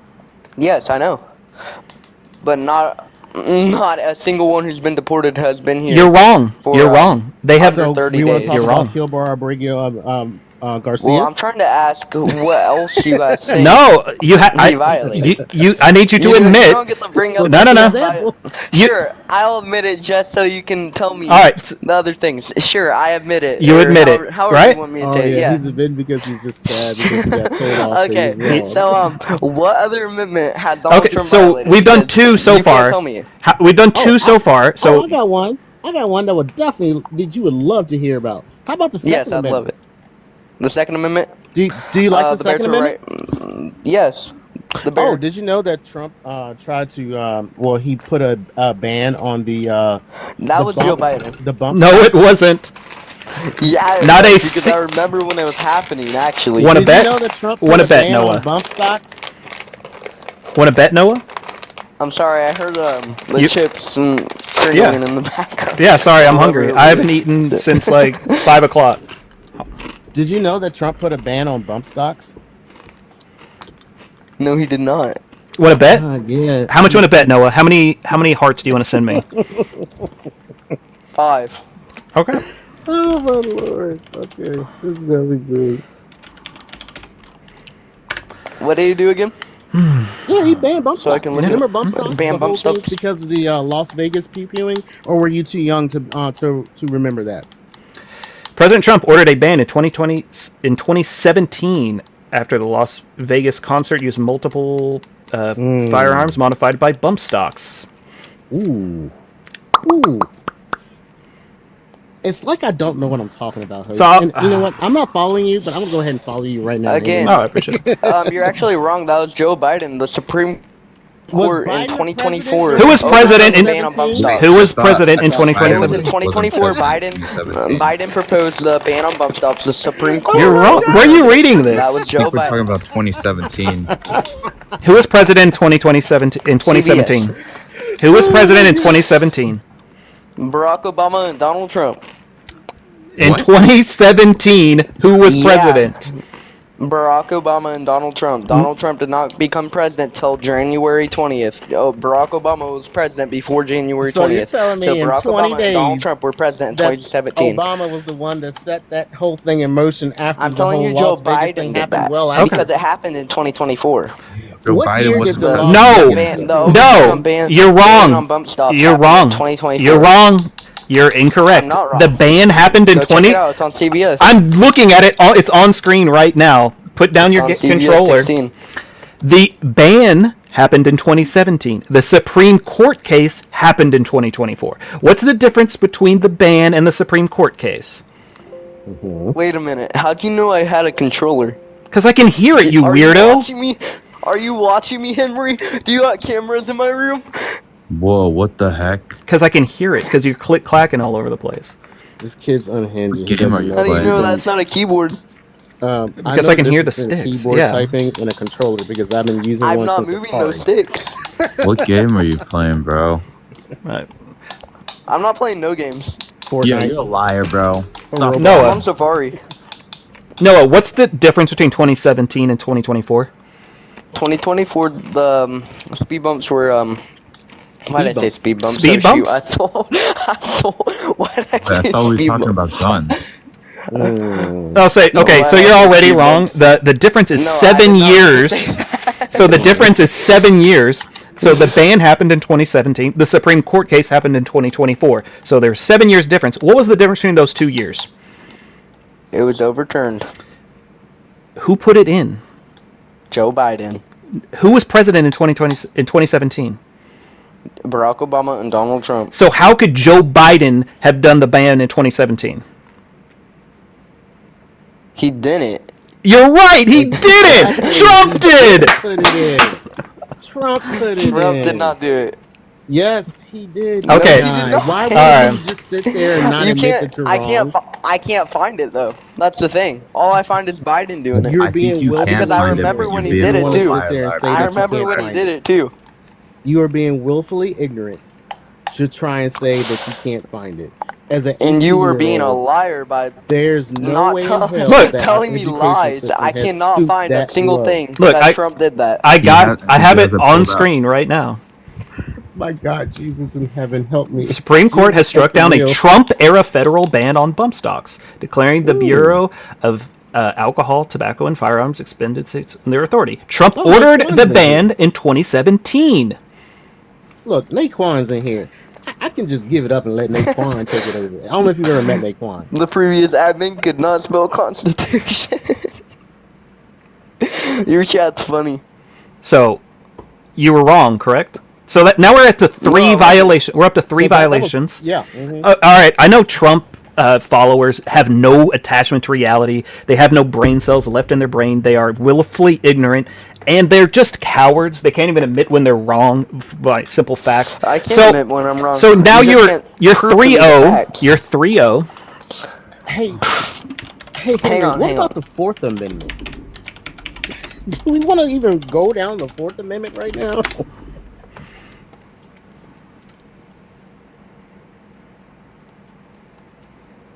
You want to talk about the Fourth Amendment of the Constitution?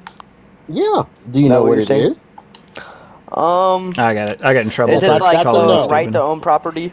Nope, that's a no. So, the Fourth Amendment, I'll read it to you verbatim. The right of the people to be secure in their persons, houses, papers, and effects against unreasonable searches and seizures shall not be violated, and no warrants shall issue, but upon that the probable one- cause, supported by oath or affirmation. Is that the and one where they're allowed to particularly like describing not the hold place to be soldiers? searched and No. the persons or things to be seized. So again, remember how I told you that me being in law enforcement, I had to operate by certain things? I can sit there and suspect something that's going on in a house, but I have to sit there and articulate in an affidavit that, hey, I need to go into this house to get said items or product or whatever it may be that I'm searching for. And I can't say I'm looking for a bazooka in a shoebox because that's just impossible. But I can say I can look for the parts of one in a shoebox because, yeah, the parts, when you break it down to a small level, yeah, that could be in a shoebox. So again, how are people not having their Fourth Amendment broken when they just have ICE rolling into their homes, picking them up without an order or affidavit or warrant signed by a Okay, judge? so that's a right to an American citizen in that amendment, Nope, and it is- they're illegal does it immigrants, say so they have the right citizen to be in there? deported by ICE. Does it say citizen? In It that- still on goes all of to that the language? American No. citizens. You're wrong. The Listen, Constitution listen, delineates between citizen and persons. You're Listen, saying the Constitution does not go to any Listen, No, Americans you're at all? did stupid. it say You're citizen anywhere in that 5 to 7 lines of language of the English language that I just read to you? Did it say anything about a citizen under the Fourth Amendment? Yes or no? Yes, because it the did. Constitution goes to Okay. American citizens. Okay, so do you want me to read it to you again verbatim? Bro, Noah, you're a No, thank you. liar. No, thank you. Oh, so you don't want to be told that you're lying on purpose? Nah, I don't want you to just say it again because Yeah, I've already you're heard it lying from and you you don't know what once, you're so. talking about. Again, You're I can lying. read it and I You're have playing no like I've problem heard with it from right you now. once, so You're I don't the want to hear it controller. again. You So know what? why Just would read you it again sit for me. there and Read it again for me, woman. So why would you lie? I'm not lying. I'm You're asking you not to read lying it again. that it doesn't say citizen? The citizens of the United States of America, the Constitution again, applies to them. Is Where what I just in said. the Fourth Amendment does it say Okay, the wait. word It doesn't, but it citizen? automatically No, applies to wait, American wait. citizens. Everyone stop for a It's second. the American Constitution. Stop. No. Okay, so this Guys, is stop. this is a common misconception that people that have no knowledge of the Constitution or no knowledge of laws Oh my often gosh. have a problem Every with time you speak. is that they think the Constitution only applies to Americans. This is not true. The Constitution will delineate between some things between citizens and persons. If it Depends doesn't, on the amendments. yeah, and it will state when it only means citizens, it will say citizens. Like the right to vote, it will delineate citizens. But in otherwise, it will say peoples when it says anyone under the jurisdiction. That means if you can be arrested by a United States police officer, you have the right, you are a person in the country. And And that like the 14th Amendment says citizens too. is this a hard concept for you to understand, Noah? I mean, liberal brains are hard to understand for me because I'm confused. You're saying, to me, what you're saying is the Constitution does not apply to Americans. No, No, we're not Wait, saying that. no. Okay, When did they say the that? Constitution applies to everyone in America, unless it delineates citizens. Then that's only for citizens. Two can be true at the same time. Yes. So if So you can be a citizen and you have a few more rights than a non-citizen. Yes. But not all non-citizens have no rights that citizens Yes. don't No, I have. never said that. So You what did. I was saying was the I fact didn't. that I said, where in the Fourth Amendment does it say that you have to be a citizen to be protected under the Fourth Amendment? And you said, oh, it's citizens. And you're like, well, no. I was like, no, it's not in there. It doesn't say citizens. It says persons. Henry, I got a question for you. no, answer his question. You don't get to pivot. I can't stand. Bro. I can't stand Henry. cowards. I can't stand cowards. Answer his Henry. question. No, answer his question. You're a coward because you won't even answer my question. Look. I'll answer your question right after you answer his. Henry, Ray, yes. Henry, answer my question now. Okay? So you agree with what he's saying? You agree that you were wrong about that? Yes. Okay. So Yeah. now you're 4-0. Thank you. Go ahead. Okay, Henry. What do you disagree with the Trump administration? What policies do you disagree with them? Is what I'm curious about. Okay. Also, So first, the thing was with the violation of the Constitution. I like the Constitution. I think the rule of law is a great thing. So you've already agreed to 4 violations of the Constitution. So we'll move past that since you already agree with that. So I will say one thing I think is a stupid idea. The absolute dumbest economic decision that's ever been made by a U.S. president was the tariffs. I agree. Yeah, I agree with that. All right, so now we're 5-0. Thank you. What do you mean? I can like Trump and disagree with some things he does. I'm still counting it. Okay. All right, I'll get to say. Wait, Noah, I have a question. Yes. Why is your name Noah Trump? No comment. Wait, are you part of the Trump family? No comment. What, dude? I plead the Like, fifth. if I was part of like the super rich, like business family, I wouldn't be like on like TikTok lives debating people. I'd probably just be like chilling in my mansion or something. What do you mean? I don't have a I- mansion. Bro, why are you on like TikTok lives debating people? Don't you have anything better to do? You're part of the Trump family, bro. You're probably like super No rich. comment. I plead the fifth. Yeah. What are you doing, bro? Come on. Okay, Henry. You can continue. So I can give you the 15th Amendment if you want to go with that one because you He's know, given up. voter I think ID he's given up on the Constitution. He's realized that he's wrong on the Constitution. That's why he's moved on to policy. We can Okay. keep going. Like again, I can't remember all of them off the top of my head, but that's why I walk around with the pocket Constitution. I got mine right Because and the United States of the Declaration because I can refer back to it. Oh, I got mine right here. Oh yeah, you got yours. Yeah, okay, yeah, that's great. Henry, Yeah, what other policies do you disagree with? cutting of USAID. Mm-hmm. Okay. Any others? Dude, we're up to disagree with? we're up to 6 now, and as soon as you feel like you can't defend one, you have moved Well, on to I'm another asking. one. All I'm right, asking about policies. I've just That's all given I'm you asking. 3. I just want to see your point of view. I mean, what is your definition? what are your of policy? policies? What policy What do you policies like? Do you like? I like his border policy. What policy lot. was that? The one where he's deporting all the illegal immigrants that me came into the give country me under the Biden name administration. and title and number of said policy. It's just the immigration policy Well, where okay, he wants fine. to get rid of the illegal immigrants. There's got to be a name. There's I got to like be his a American title. First policy. That's not a There's gotta policy. be a date. There's got to be a number, a title, Oh my god. a date, something, not just the border policy. There Oh, well, doesn't you need to want be a cut date out for for it this, to be bro. a policy. What? It's Okay, something that okay. he wants to do. What bill has the Trump administration passed on border policy? What bill has the administration passed? Mhm. That'd be great. I'd love to know that. too. The bill to use ICE. I don't know the exact name of it, but You're incorrect. allows them really? So Oh tell my me gosh. in You guys are Congress.gov what bill was voted on the House floor? He and ran. approved by He Congress? left, bro. He ran. Oh, he left. Oh, I'm sorry.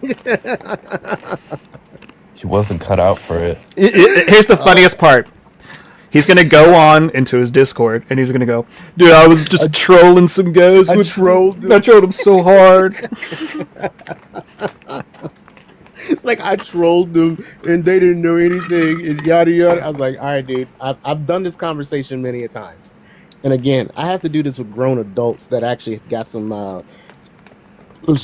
hair between their legs that dropped, that are older than you, and I still took them to school.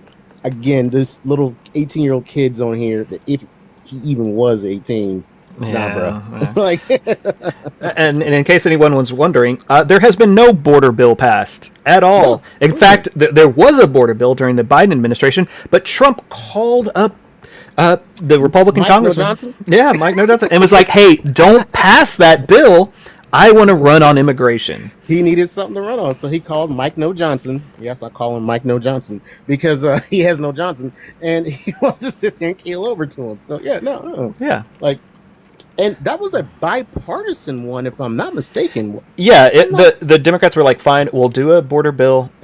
You pass the Ukraine funding and this housing act. There was another bill too. There was like, okay, the It Democrats was a did couple some. things, yeah. The Democrats were like, Yeah. okay, we'll do your thing, you do our thing. We're gonna get some bills passed. But then Trump called him up. and was like, don't do that. Bipartisanship. like, right? And then most of the Democrats were happy with it. Nobody here on the left wants to sit there and say they just want anybody willy-nilly coming into the United States unchecked. No one's saying that on the left. And that's the right trying to say, well, we don't want anybody coming. But we can also say, hey, someone's running from oppression because somebody down the street from them doesn't like the way that they looked at them one day. And, oh, it may be under cartel hands. And they're fleeing for their life. So we have a little compassion for them. Yeah. So, but pretending like the Republicans even care about the border and they just want to run on it is the funniest thing in the entire world. Because whenever they want to have a chance to get lasting legislation for it, they don't do it. Oh, here's another one. It's anecdotal, but it's one that's not really anecdotal.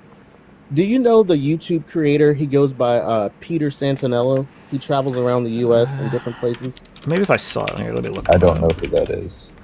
That sounds vaguely familiar, but let me look at his page. I think I might have seen this guy before. Was he the guy that did? He's done a lot of different places in the U.S.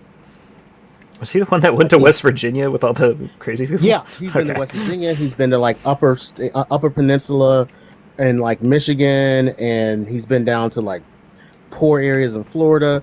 He also went to the southern border, and I want to say it was in Arizona, and he went there twice.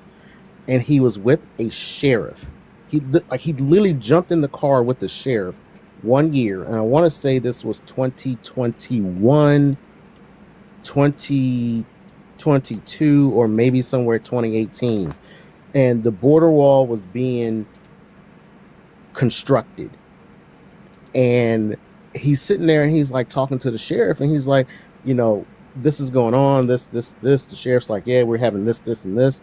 Well, he goes back 2-3 years later under the Biden administration, and he's like, wait a minute, there's more border wall than the last time that I was here. And he said, and this is the words out of the sheriff's mouth. He said, yes, there's been more wall put up since the Biden administration has been in power. And they just aren't talking about it on the media networks because either side doesn't want to say, if you're on the right with Fox News, Biden put in more wall. And if you were the left on CNN, Biden put in more wall. Yeah, nobody wants to talk about that. That's just the media. I mean, yeah, Biden probably didn't want to like telegraph that, but Fox News didn't want to give him credit, and yeah, exactly. You saw firsthand account from a guy who's just a random reporter, just riding around the states. He has no type of political aim, and he's riding with the same sheriff twice. And those were the words from the sheriff himself, who I would assume was very right-leaning. And he was just like, yeah, Biden added more to the wall. Like, what do you want me to tell you? Like, all right. Yeah, I mean. Wow, that's a really good example of like corruption in like the news and stuff. Yes. Our media is so corrupt, and all because of the fairness doctrine. Yeah, that should never. I mean, here's my main problem. I can go to a news site, and they might have some spin or whatever, but I can get some information. I think a bigger problem right now is like things like TikTok. I think the information on there is 20,000 billion times worse than if I go to a news site. At a news site, I'm like, okay, they're kind of wording it, but they're giving me the facts, but they're kind of wording it kind of like to make it sound good or bad. Unless you're talking about Newsmax or Fox News. Yeah. But, I can go to a Fox News story and I can find out what happened, but they're just going to word it in a way that's like disgusting. But if it's not like something that is a right-leaning topic, let's just say like they were talking about like a flood. Okay, the flood happened. All right, we're good. They're about the same. Yeah. Or if they're talking about like a sports team won this championship. All right, cool. They're going to be about the same. If it's anything political or can be political, no, I'm going to sit there and just say, I'm going to throw that out the way. Yeah, I wouldn't trust it, but yeah. I'm going to sit there and go, I would rather trust BBC and Al Jazeera. And trust me, I spent time in the Middle East and watched Al Jazeera. I think Al Jazeera is a little bit better off than Fox News right now. Yeah, I wouldn't doubt it. Another thing that Fox does that's really dishonest is that they they did it really poorly, or they just mix it up. They'll mix like news stories and editorials like in the same sections. Like if you go to like the New York Times or something, you can get there'll be the news and there'll be editorials. Fox just pretends that their editorials are news. Yeah. Yeah, and they'll say, all right, this is the opinion piece section. Yeah. And it's clearly under opinion. I don't know. I'm sure y'all see, he's everywhere, but the Jamel Bowie guy. Okay, yeah, he's a New York Times writer, but he's also on TikTok. But he's I like his opinion pieces. I think he's real thoughtful about stuff. And if I go to his page, I think he's New York Times. I'll go to his page, and it will say opinion on the top. It doesn't say like the news story. Exactly. Yeah. It's like they clearly say this is an opinion piece. We're not telling you that everything in here could be factual. They might be rooted in facts, but it's leaned this way because of such and such.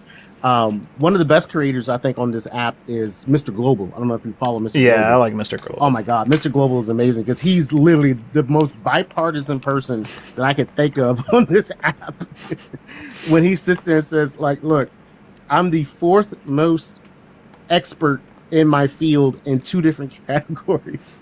I don't know if you saw that video, but he's just like, yeah, but when it comes to like the financial side of it, when it comes to like futures and everything like that, he's considered the 4th most under Google. And then when it comes to the technical side, he's number 4 under the technical side. And he's like, okay, I'll take it.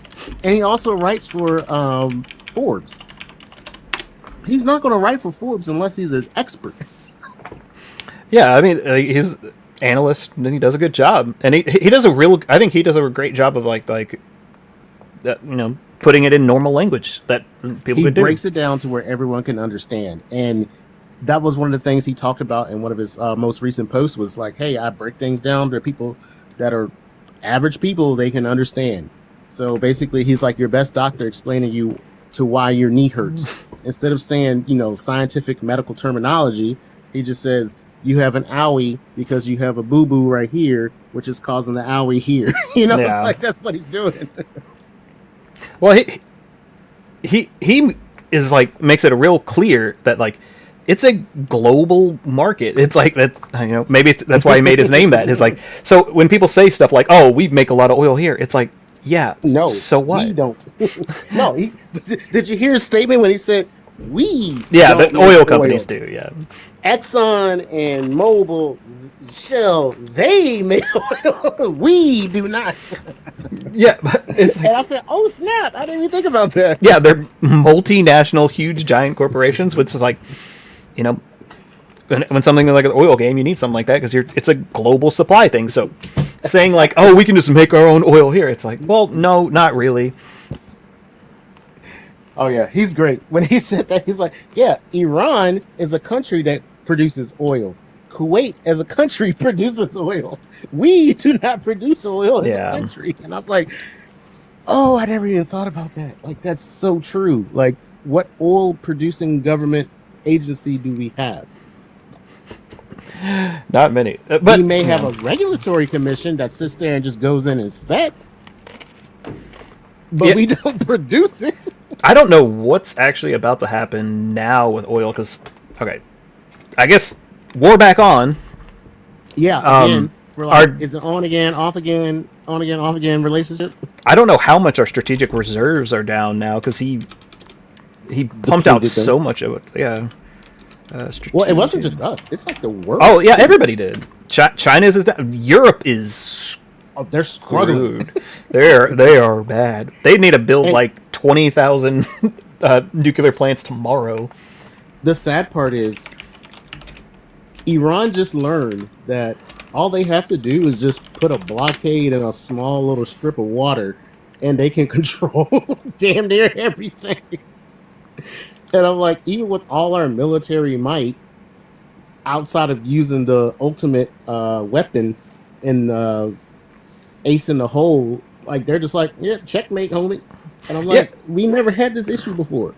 Yeah, it was so stupid. If you were gonna go to war with Iran, you either have to go totally to war. You can't do this like pussyfooting around because they have no incentive. It's all like wars are about incentives. What's the incentive pushing you to do things? They have no reason to negotiate. It's like we're not going to go in there. They know that we're not going to put boots on the ground because it would be like, you know, a 30-year war that would never end. It would be like, it would make Iraq look like nothing. And trust me, I've been to Iraq and it's not fun. And that place was a shithole. Don't get me wrong, I love the Iraqi people, okay? The Iraqi people were beautiful. They were wonderful people. I had some of the best food in my life in Iraq. But the land and the temperature was some bullshit. No, I don't have any doubt about it. But it's Same like thing with Kuwait. I landed in Kuwait. It was 130 degrees when they opened up the door, and I stepped out onto the little thing that they pull up to the door. I said, "Fuck no, I want to go back."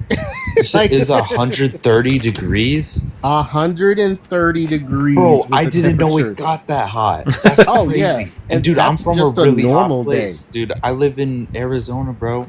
I know Oh, no. hot. Oh, no, 130 no. is crazy. Yeah, 130, and sometimes it got higher than that. You know, like Oh my gosh. at night it was 99 at like 2:00 in the morning. Dude, Yeah. I wouldn't even be Like able to 99 sleep. degrees, and I'm not even bullshitting you. 99 degrees, 101 would be the low. at yeah, midnight. just think of how much of a pain Iraq was, and then first let's double the population. And we don't have like a Saudi Arabia we can park our army at with Iran. I guess we Exactly. could go through like Iraq. I guess Look, if all they of them have- wanted to. All of them have denied us access. Turkey, Yeah, because none of them want to be involved. Arabia, Kuwait. I mean, I was at Ali Al Salim in Kuwait, Camp Virginia, Camp Beering, and I'm just like, bruh, like all of our allies were just pushing them away. Yeah, and it's just like, okay, so we're gonna double the population. It's like, okay, rougher terrain. Now we're gonna be like Afghanistan-style mountains the whole time. Double the population. Well, the What are first we part, gonna- the coastline.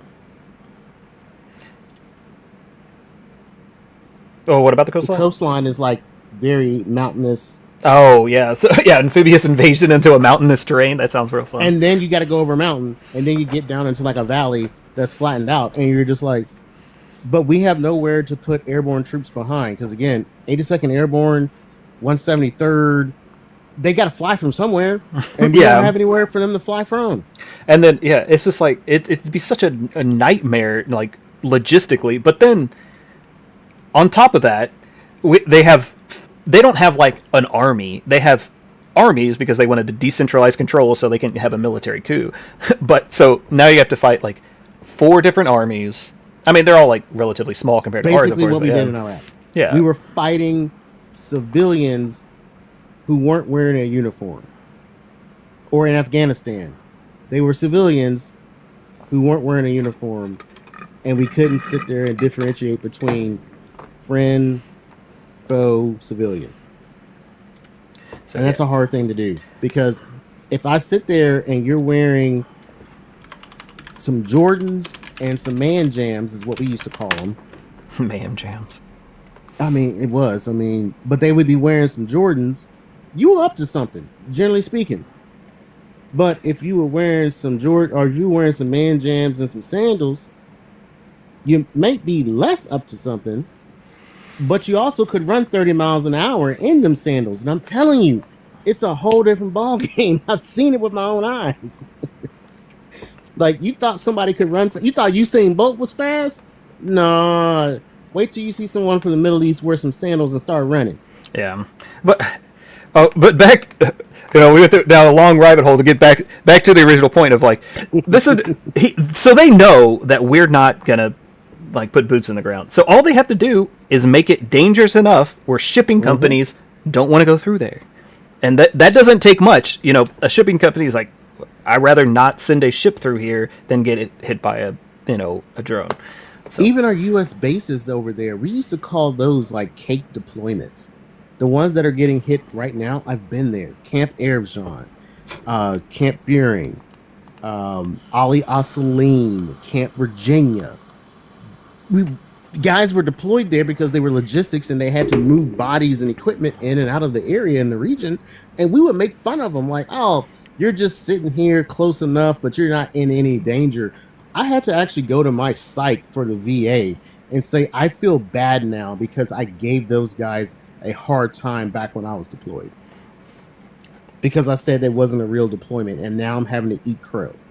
Yeah, now Because they're the getting- ones that are getting unalive. They're the ones that are getting injured. They're the ones that are coming home in black bags. And I'm like, we never thought at that point in time, at those locations, that we would be under any threat. Yeah, it just seemed like the Department of War was completely unprepared for this. It's just like, how did this happen? How did they work have completely on the back You foot? get rid of all your top military brass. That Oh, I knows what's just going on. made a video on this about. I literally just I think 2 days ago. I don't think I put it out yet, but a video about Pete Hegseth's. Oh. He rather lose a war than stop being racist. It's his. He's like, I'd rather lose than not be racist. That's his whole thing.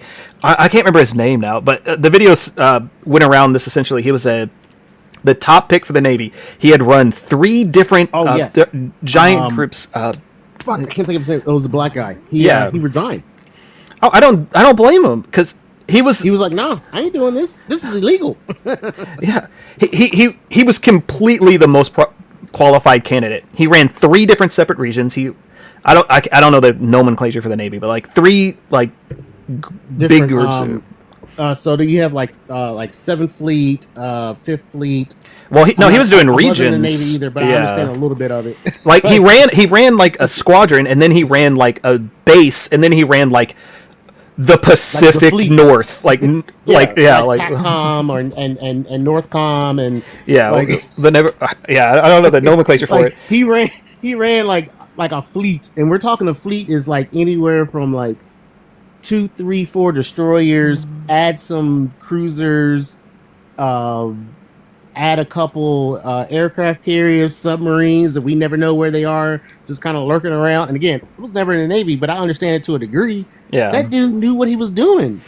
And Pete Hegseth said like he's too woke because he said like, hey, we need to have a program for women and minorities, like so they can. It was to keep them it was to incentivize re-enlistment among women and minorities. That was the program. And Pete Hegseth said that's woke, and they went with the Navy's 3rd choice. Yep. Instead, which I'm sure that guy is like not unqualified. He's not the most qualified. It's like it's like everything they said about DEI is what Pete Hegseth does. It's What's funny is I say this to people and they never have any way of responding to me. And this is to my fellow veterans that want to sit there and vote for this little orange tangerine in office. I said, why did General James Mad Dog Mattis himself resign, and why was he not asked to come back in the 2nd term? I know that guy really didn't like Trump. I don't know what the specific thing was. General James Mad Dog Mattis was a soldier's general, and I served under him while he was still in. And I will tell you right now, even though he was in the Marines, everybody loved him. Everybody. There was 3 generals that I will always respect to this day because I served under them. General James Mad Dog Mattis, General Raymond Ordinero, and General Jacoby. And also, you might not want to hear this, Petraeus himself as well. He was a good dude too. Well, he was good for the military. Some of his political stuff was a His little personal stuff, yeah, okay, whatever. But Petraeus was the one that gave us the COIN doctrine, which was the counterinsurgency doctrine. He was the one that did this, the research, learned how we could make lives better, make our lives better, and Petraeus was a good dude too. I mean, I met the guy. I have his coin. So those were 4 that I will, to this day, and unfortunately, General Ordinero passed away about 3-4 years ago, I think. But he was a good dude. But it's there's a reason why Mattis didn't come back. And there's a reason why Mattis left, because he didn't want to listen to the guy that spent the last 50 years of his life learning warfare and how to actually enact it and be effective with it. Oh yeah, was he the one when Trump was talking about like these generals that like wouldn't listen to him and like? Yeah, he was a SecDef. He was a SecDef for Trump in the first term. And he said, I got to get out of here after 2 years because he's like, this fool don't listen. Yeah, well, and Trump was like calling him out in the press and like going on there. He's like, oh, I want, what do you say? Like, I want my generals more like the North Korean generals where they do what I say. Yes. And he was like, they were the ones that stopped. Bump this, I'm out. Yeah, and he actually stood up to him because like Trump was like, let's just leave Afghanistan and not do anything. And he was like, we're not just leaving all our people and all like our allies there. And then Trump was like, oh, then he made the deal with the Taliban, of course. And yeah, but Mattis was like, dude, I'm telling you, Mattis was a guy that anybody who put on that uniform during that time would go to bat for him because he would go to bat for you no matter what your rank was. That's just the type of general he was. Just like General Lloyd Austin, just like General Honore during Katrina. If you remember Katrina, I remember General Honore was put in that location, and he was the one that was telling the National Guard troops to lower their weapons because these are American citizens. That's another dude that people respected. If you actually raised your hand and joined these United States military services and armed forces.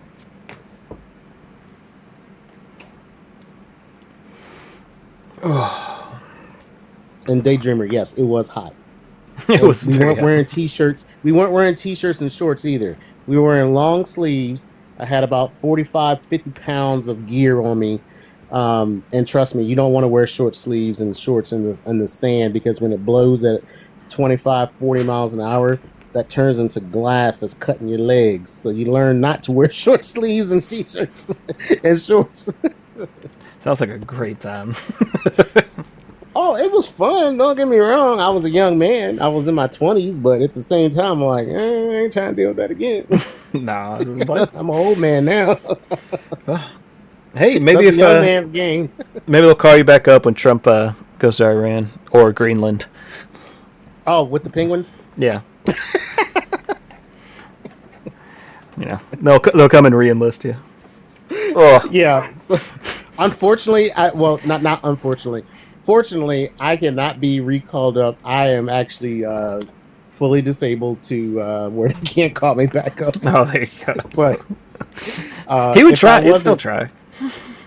If I wasn't, I would be an indefinite callback because I did more than 10 years. A lot of people don't understand that. So officers are indefinite callbacks, and enlisted personnel, once they hit 10 years, they can be indefinite callbacks as well. And that just means they can't call you to reinforce, or they can only ask you or something. Oh no, they can call you back up for service. Oh, okay. So yeah, if you're in an indefinite callback, you can get called back up. So basically, think of Saving Private Ryan. Yeah. How Tom Hanks' character, like he's a captain. You're like, well, but he was also a teacher. He got called back up because he was an indefinite callback because he's an officer. Unless you are disabled as an officer, then you can't get called back. Just like once you've done 10 years enlisted, you can be an indefinite callback, and then, but unless you got injured after 10 years and you got medically disabled to a percentage, you can't be called back. All right. That makes sense, though. Mm-hmm. There's a lot that a lot of people don't know. So, for instance, I deployed with a person who was a full bird colonel. Got called back. Full bird colonel. 06. He had been out for 8 years. They still called him back. They called him back. And then there was a major. She was out for 15 years. They called her back. And then there was a master sergeant that had retired Well, you're making me After, like- really glad I didn't go in. I got close. There was a master sergeant. I want to say he had been out for all of 3 years, and he got called back. God damn. I was talking to a recruiter. It's always funny, and they're like, of how close I was. I was talking to a recruiter. I was like, I think I'm gonna do it. I think I'm gonna do it. And then, I had massive kidney failure, and I don't remember. I was in the hospital. I just had surgery. He calls me. He's like, hey, Henry, what's going on? We're gonna talk. And I was like, hey, yeah, I'm in the hospital. I took a kidney failure. He's like, you know what? Don't worry about it. He just stopped talking to me. Yeah, because the waivers for him to try and get you through and push you through would have been a headache for him to try. And, Yeah, I would have blamed. It's a lot of. Not saying that you couldn't have done it. No, if I you would. really wanted I to was do done. it. I was done after that. After I realized, Like, if you really wanted to do it, they could have pushed it if you got the right recruiter that was willing to put in the time. But now you're talking about you got to get this medical waiver, then you got to get this medical waiver, and then you got to go see this medical board and that medical board. No, I was done after that. After I realized, no, I have this condition or something. Basically, my kidneys like work too much or like overwork or something. And so like if I get dehydrated, they will just like, and if I not like constantly drinking water, they'll like overwork themselves and basically dry up, and I'll get like kidney stones. And dry, that's pretty much a disqualifier right there. Yeah. Like, because there's been so many times where I was so close to dehydration, it wasn't even funny. Yeah, it's like then you're non-deployable, and it's just like yeah. Once I found that out, I was like, I'm not doing this anymore. I'm giving up on this.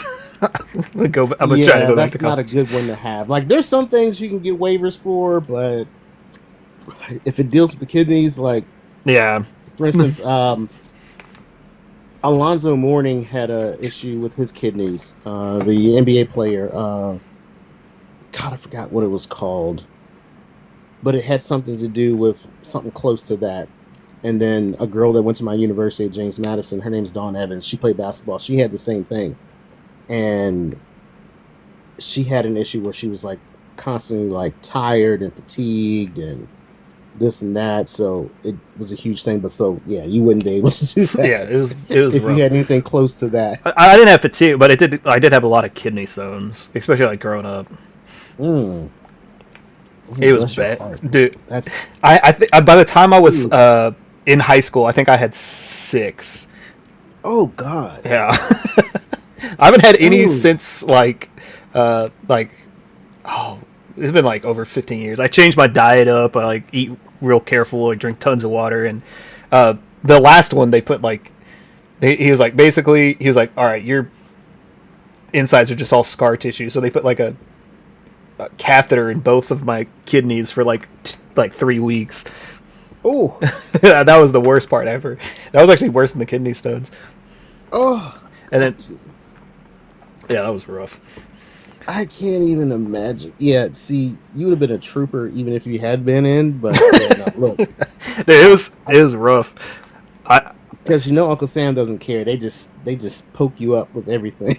Dude, kidney stone. That's still I've gotten horribly injured, and I'd still rather that happen than have a kidney stone. Even like my urologist, she was a woman. She was like, I've had kidney stones. I've had children. She's like, at least when I have my baby, I have a baby.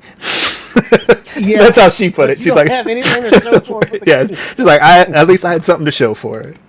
That's how she put it. And I was like, Yeah, that makes me feel better. ooh. I've heard that from a woman that said that like if you tear a ligament, it's also like about the same pain level as having children. Oh, I tore my rotator cuff as a young man, but yeah, I no, yeah. don't wish that upon nobody. Well, actually, I do. It's a certain person right now, but I'm not going to say that out loud. It's all right. Maybe that'll be the one that finally does them in, but maybe he can strain and lean left. Finally, Let's lean forward. Oh, I got it. Oh, okay, now take me a second. I got you. Just a second. maybe he'll lean left like somebody else leaned left finally. But I digress. Oh, right. Exactly. Took me a second there. Oh shit. Okay. All right, well, I don't think. I think I am gonna call it though. It is my bed. 3 o'clock is my bedtime. But I had real time. I want to say I had a real great time talking to you. Feel free. I don't go live a bunch, but I do a few times a week. So anytime you want to jump up, feel free to. I hope you have a great night. Anytime. Love it. I mod for a couple people that are pretty popular around here. Like I said, I'll send you their info if you want to pop in there. Oh yeah, that'd be cool. I always try and promote everyone who's doing some stuff. Sweet. Yeah, I would always appreciate that. Yeah, I'll follow you back. Yeah, that'd be great. Well, I am private, like I said, because I'm law enforcement and they kind of frown upon some things. No, I don't blame you. That makes total sense. My boss frown upon certain things, so very few people on this app actually know who I am for real. There was one guy that tried to dox me and sent my TikTok to my boss, and she was like, "Just don't ever do it in a work shirt," and I won't say anything. I was like, okay. Yeah, I don't show my face. I've done it a couple times, but I just don't, just because of the fact that it's not really worth it. Job related, but yeah, no, I don't blame you. If you ever have a law enforcement question, a military question, feel free, hit me up, send the SOS, and be like, hey, I can tell you what actually is going on with that. All right, I will. I'll take you up on that. Well, I appreciate the talk. It was a good time. I hope you have a good night. You too, man. Thank you. Go ahead and drop me so it doesn't mess with your algorithm. Oh yeah, I forgot about that. All right, I hope everyone has a good night. If you got anything out of this, you had any fun, I'd always appreciate a follow. Y'all have a good night.